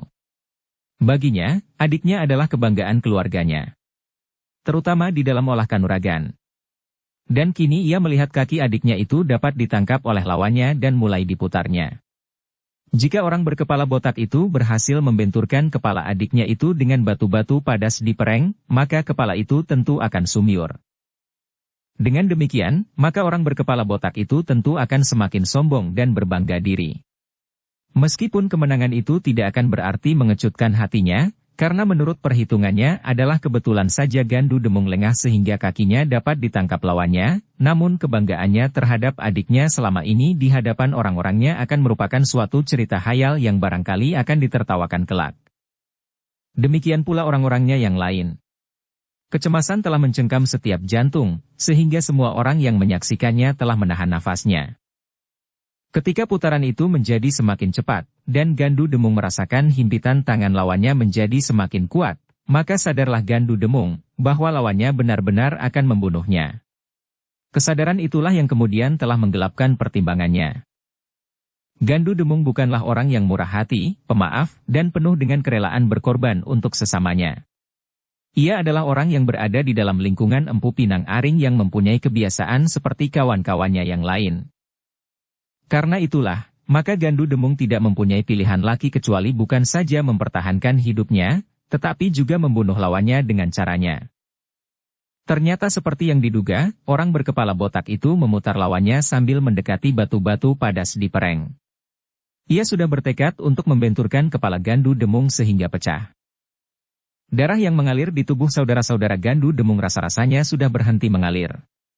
Bahkan kakaknya yang paling muda sudah tidak dapat menahan hatinya lagi. Sambil menggeram ia melangkah maju, karena ia merasa bahwa ia tidak akan dapat melihat salah seorang saudaranya hancur berkeping tanpa berbuat apapun juga. Namun dalam pada itu, selagi semua orang sedang dicengkam oleh kecemasan dan kebingungan, Gandu Demang ternyata tidak tinggal diam dan menyerahkan kepalanya untuk diledakkan pada batu-batu padas yang bergerigi runcing. Pada saat orang berkepala botak itu merasa bahwa kemenangan sudah berada di telapak tangannya, dan tinggal beberapa langkah saja lagi kepala Gandu Demung akan membentur batu padas yang terjal dan bergerigi tajam, Gandu Demung telah mengentakkan kekuatannya. Bertumpu pada kekuatan tangan lawannya. Gandu Demung menghentakkan dirinya, membungkuk pada punggungnya. Suatu kekuatan yang luar biasa telah terhimpun pada kedua belah tangannya. Dengan tidak terduga-duga, maka badannya yang kemudian menjadi lengkung itu, telah mengayunkan kedua tangannya menggapai wajah orang berkepala botak itu. Dengan serta-merta, kedua tangan Gandu Demung telah mencengkam kepala orang berkepala botak itu. Betapa kuatnya tangan Gandu Demung, sehingga dalam waktu yang hampir tidak dapat diketahui oleh lawannya, Gandu Demung telah dapat mengguncangnya sehingga kehilangan keseimbangan. Dengan demikian, maka putaran itu pun bagaikan baling-baling yang terlepas dari porosnya. Untuk beberapa saat keduanya berputaran tidak menentu. Namun agaknya Gandu Demung masih tetap sadar agar kepalanya tidak membentur tebing batu padas yang keras itu. Sejenak kemudian keduanya pun terlempar jatuh di atas pasir basah yang kehitam-hitaman. Dengan susah payah keduanya berusaha untuk menguasai diri. Gandu Demung dengan sigapnya meloncat berdiri, sementara lawannya pun telah berusaha berdiri pula. Tetapi sebenarnya lah, bahwa Gandu Demung yang merasa bahwa lawannya benar-benar akan membunuhnya itu telah kehilangan kesabaran. Sehingga dengan demikian, nampaklah warna hatinya yang sebenarnya. Seperti seekor harimau yang lapar, maka ia pun kemudian menjadi liar dan buas. Demikian orang berkepala botak itu mencoba untuk tegak berdiri, maka tiba-tiba sebuah hantaman yang keras telah mengenai tengkuknya. Gandu Demung tidak saja memukul lawannya dengan tangannya, tetapi sebuah loncatan mendatar, dengan kaki terjulur lurus telah mengenai tengkuk lawannya itu, sehingga sekali lagi ia terhuyung-huyung dan kehilangan keseimbangan. Betapapun kuatnya ketahanan tubuhnya, namun ia pun terjatuh pula menelungkup. Tetapi orang berkepala botak itu segera berhasil menyadari keadaan dirinya. Karena itu, dengan serta-merta ia pun berusaha untuk tegak berdiri. Dengan didorong oleh kekuatan kedua tangannya, maka ia pun segera bangkit. Namun ternyata bahwa Gandu Demung yang marah itu, bagaikan telah menjadi gila. Ia pun segera meloncat mendekat. Dengan kemarahan yang memuncak ia langsung menggenggam rambut yang tinggal beberapa helai di kepala orang bertubuh raksasa yang botak itu. Ketika kepalanya dihentakkan oleh tarikan pada rambut yang tersisa itu, sebuah pukulan yang keras menghantam bagian belakang kepalanya. Yang terdengar adalah sebuah keluhan tertahan.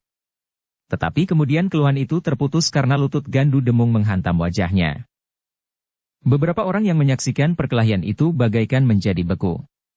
Mereka melihat bagaimana Gandu Demung membenturkan kepala lawannya pada lututnya yang diangkat ke depan. Beberapa kali, sehingga lututnya menjadi merah oleh darah yang mengalir dari mulut lawannya yang berkepala botak itu. Namun agaknya Gandu Demung masih belum puas.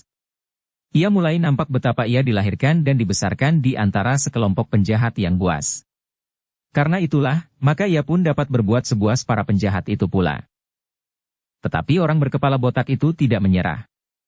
Ia memang mempunyai ketahanan tubuh yang tidak terduga-duga. Meskipun wajahnya telah merah oleh darah. Namun tiba-tiba ia masih mengerahkan sisa kekuatannya. Dengan serta-merta ia merenggut kepalanya meskipun lembaran-lembaran rambutnya seolah-olah telah tercabut dari kepalanya yang sedang berbenturan berkali-kali dengan lutut lawannya itu. Dengan serta-merta ia pun kemudian mendekap lambung Gandu Demung sedemikian kuatnya sehingga keduanya terdorong beberapa langkah dan jatuh di atas pasir. Sejenak mereka berguling-guling sekali lagi. Kemarahan Gandu Demung benar-benar tidak terkekang. Dengan garangnya ia berusaha untuk memukuli lawannya yang mendekapnya erat-erat. Semakin lama semakin erat, sehingga seakan-akan Gandu Demung tidak dapat bernafas lagi. Beberapa saat Gandu Demung tertegun, bagaimana mengatasi lawannya yang bagaikan melekat pada tubuhnya yang berguling-guling di pasir tepian itu, bahkan telah menyesakkan nafasnya. Namun kemudian dengan kekuatan yang ada padanya, ia mendorong kepala botak yang melekat di tubuhnya itu. Sesaat kemudian, seperti anak-anak yang bermain-main di tepian, maka Gandu Demung pun mengangkat kakinya di sisi tubuh lawan dan menjepit lehernya. Demikian kuatnya sehingga orang yang berkepala botak itu merasa seakan-akan lehernya telah terjepit oleh sepasang besi yang berimpitan. Raksasa yang berkepala botak itu menggeliat. Kepalanya terangkat sejenak, namun kemudian sebuah putaran telah membenamkan kepalanya ke dalam pasir. Gandu Demung menyadari bahwa kekuatan lawannya tidak akan dapat diimbanginya dengan kekuatan. Karena itu, ia tidak ingin melanjutkan perkelahian ini pada jarak genggaman tangan. Karena itu, tiba-tiba saja Gandu Demung melepaskan lawannya dan melenting berdiri. Raksasa botak itu merasa himpitan di lehernya terlepas. Dengan serta-merta pula ia berusaha untuk berdiri sambil mengusap wajahnya yang penuh dengan pasir. Saat itulah yang ditunggu oleh Gandu Demung. Demikian lawannya tertatih-tatih berdiri, sebuah serangan dengan kekuatan kakinya telah menghantam kening lawannya itu.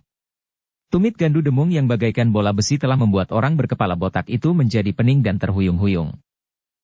Betapa buasnya Gandu Demung dalam kemarahan.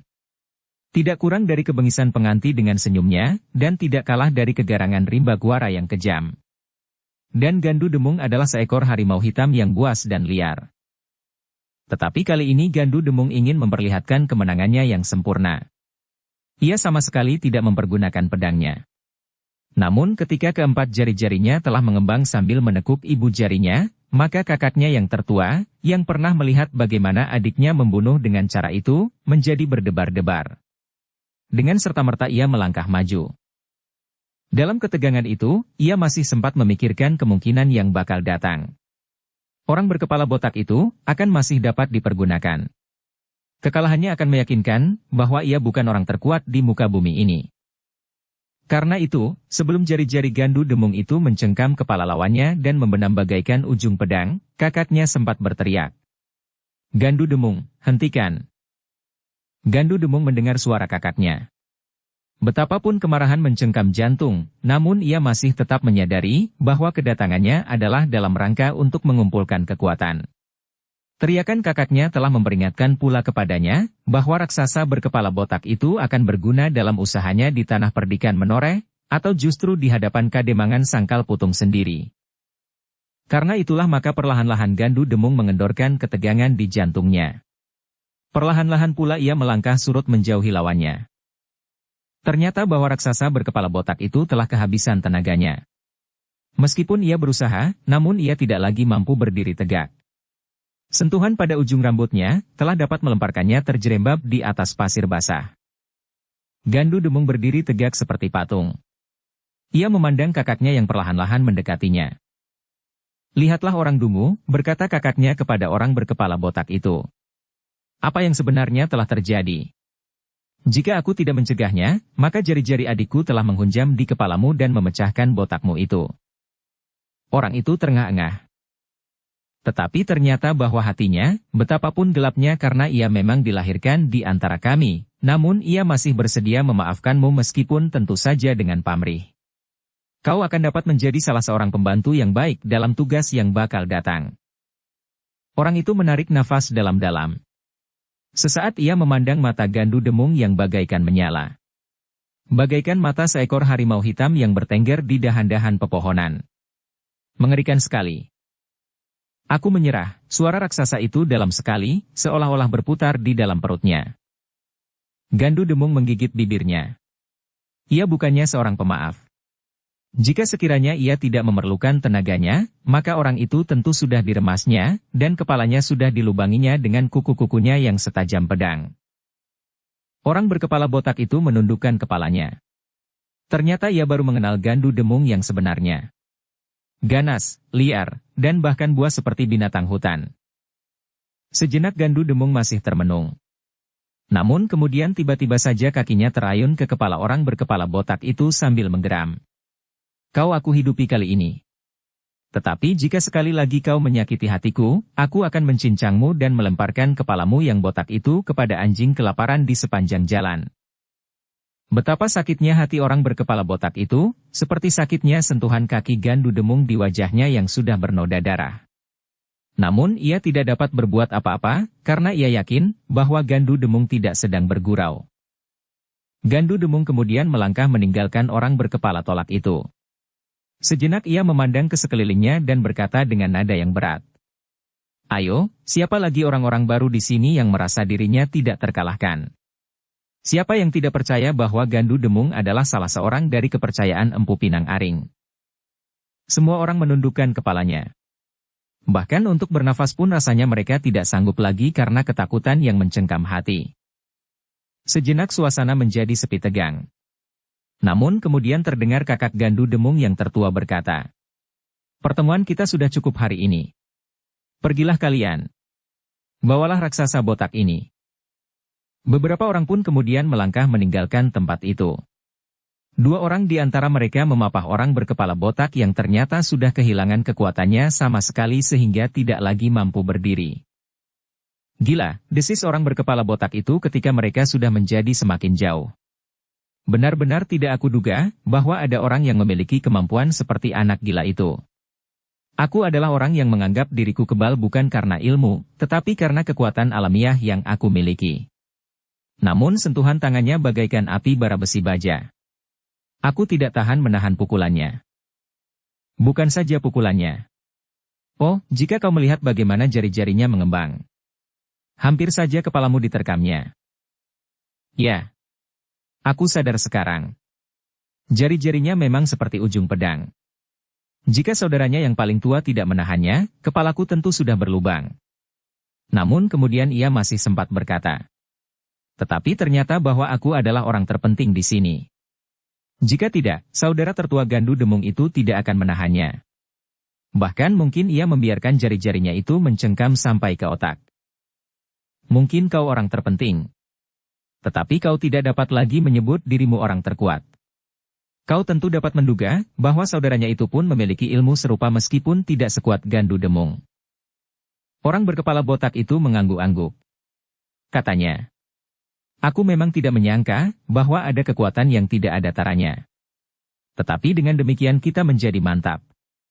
Apapun yang akan kita lakukan, kita tidak akan gentar karena pemimpin yang akan membawa kita ke medan tugas, bukannya hanya sekedar menggantungkan nasibnya kepada kita semuanya. Ya. Dan sudah barang tentu Gandu Demung tidak akan berbuat demikian pula. Raksasa berkepala botak itu mengangguk-angguk. Ia mengucap terima kasih di dalam hatinya, bahwa ia masih sempat hidup dan melakukan pekerjaan yang memang disukainya itu. Setiap kali, hatinya masih saja disentuh kengerian jika teringat olehnya kemungkinan bahwa kepalanya akan berlubang sejumlah jari tangan. Dalam pada itu, Gandu Demung masih berada di tepian bersama saudara-saudaranya. Mereka masih berbicara tentang beberapa hal, juga tentang raksasa berkepala botak itu. Apakah ia tidak akan membuat kesulitan di kemudian hari? Bertanya salah seorang saudara Gandu Demung. Tidak. Ia telah benar-benar menjadi jera, desis saudaranya yang tertua. Melihat sorot matanya dan wajahnya yang pucat, aku berpendapat, ia tidak akan berani menyombongkan dirinya lagi. Saudara-saudaranya yang lain mengangguk-anggukan kepalanya. Marilah, kita akan kembali ke gubuk kita. Kita dapat berbicara selanjutnya mengenai rencana kita, ajak saudaranya yang tertua. Demikianlah maka mereka pun kemudian meninggalkan tempat itu, kembali ke sebuah gubuk yang khusus dibuat di pategalan yang jauh dari padukuhan, bahkan sudah dekat di pinggir sebuah hutan kecil yang panjang. Dengan sungguh-sungguh mereka mulai merencanakan apa yang sebaiknya mereka lakukan. Kita dapat menghubungi salah satu kelompok lain yang pantas, berkata Gandu Demung kemudian. Aku masih ragu-ragu, apakah dua kekuatan saja dapat berhasil menguasai sepasang pengantin itu bersama para pengiringnya. Kekuatan Ki Bajanggaring tidak terpaut banyak dengan kekuatan kita di sini, berkata saudara Gandu Demung yang tertua. Karena itu kau tentu sudah dapat mempertimbangkannya. Masih kurang. Agaknya kita masih perlu mencari kekuatan yang dapat membantu. Meskipun agaknya Ki Bajanggaring dan kelompok kita tidak sejalan sebelumnya, namun di dalam hal ini, kita akan dapat menemukan cara untuk bekerja bersama, sahut Gandu Demung. Aku menemukan keyakinan bahwa hal itu dapat dilakukan setelah aku bertemu sendiri dengan Ki Bajanggaring. Saudara-saudara Gandu Demung mengangguk-angguk. Yang tertua kemudian berkata, "Aku akan menemui Kiai Wedung Kalang dari daerah hutan Pengarang. Mudah-mudahan kita dapat menemukan sikap yang sama menghadapi persoalan ini. Tetapi jika harus didahului dengan kekerasan seperti yang terjadi pada kelompok Ki Bajang Garing, bahkan di kelompok kita sendiri, maka aku akan meyakinkan mereka," desis Gandu Demung. Saudara-saudaranya mengangguk-angguk pula. Yang tertua bergumam, "Memang mungkin." Gandu Demung mengangkat alisnya. Sekilas terbayang kelebatan hutan Pengarang. Dan ia yakin, bahwa penghuni hutan Pengarang tentu bukannya kelinci-kelinci kecil, tetapi tentu sebangsa serigala atau bahkan harimau belang. Baiklah. Sebenarnya hubungan ayah dengan Kiai Wedung Kalang cukup baik. Jika terjadi sesuatu, agaknya persoalannya tentu mirip dengan keraguan-raguan orang berkepala botak itu. Justru keraguan-raguan yang demikian itulah yang perlu diyakinkan. Saudara-saudara Gandu Demung mengangguk-angguk. Dan mereka pun kemudian sepakat untuk pergi ke hutan Pengarang di keesokan harinya. Ketika matahari terbit, maka 3 orang bersaudara telah pergi ke hutan Pengarang. Gandu Demung hanya disertai 2 orang saudaranya saja membawa pesan ayahnya untuk Kiai Wedung Kalang. Agaknya rencana yang disusun Gandu Demung itu tidak akan terlampau sulit untuk diterima oleh orang-orang dari hutan Pengarang. Meskipun demikian tidak mustahil bahwa orang-orang di hutan Pengarang yang merasa mempunyai beberapa orang yang berilmu tinggi, tidak akan bersedia berada di bawah perintah orang-orang lain. "Jangan kau sebutkan seluruh rencanamu," berkata saudara Gandu Demung yang tertua. "Jika tidak ada kesepakatan itu antara kita, maka berarti dari hutan Pengarang akan dapat mendahului rencana kita." "Mereka tidak akan kuat untuk melakukannya sendiri," jawab Gandu Demung. "Mungkin mereka akan mencari kawan-kawan lain. Itu berarti bahwa kita akan bertempur." "Ya. Dan kemungkinan yang demikian itu memang ada." Gandu Demung mengangguk-angguk. Ia tidak dapat mengingkari kenyataan yang memang dapat terjadi, karena lingkungan mereka tidak ubahnya dengan lingkungan hutan Pengarang itu sendiri. Lambang dari kekuasaan adalah kekuatan. Bersambung ke bab 190. Dukung kami dengan subscribe, follow, like, komen dan share. Terima kasih.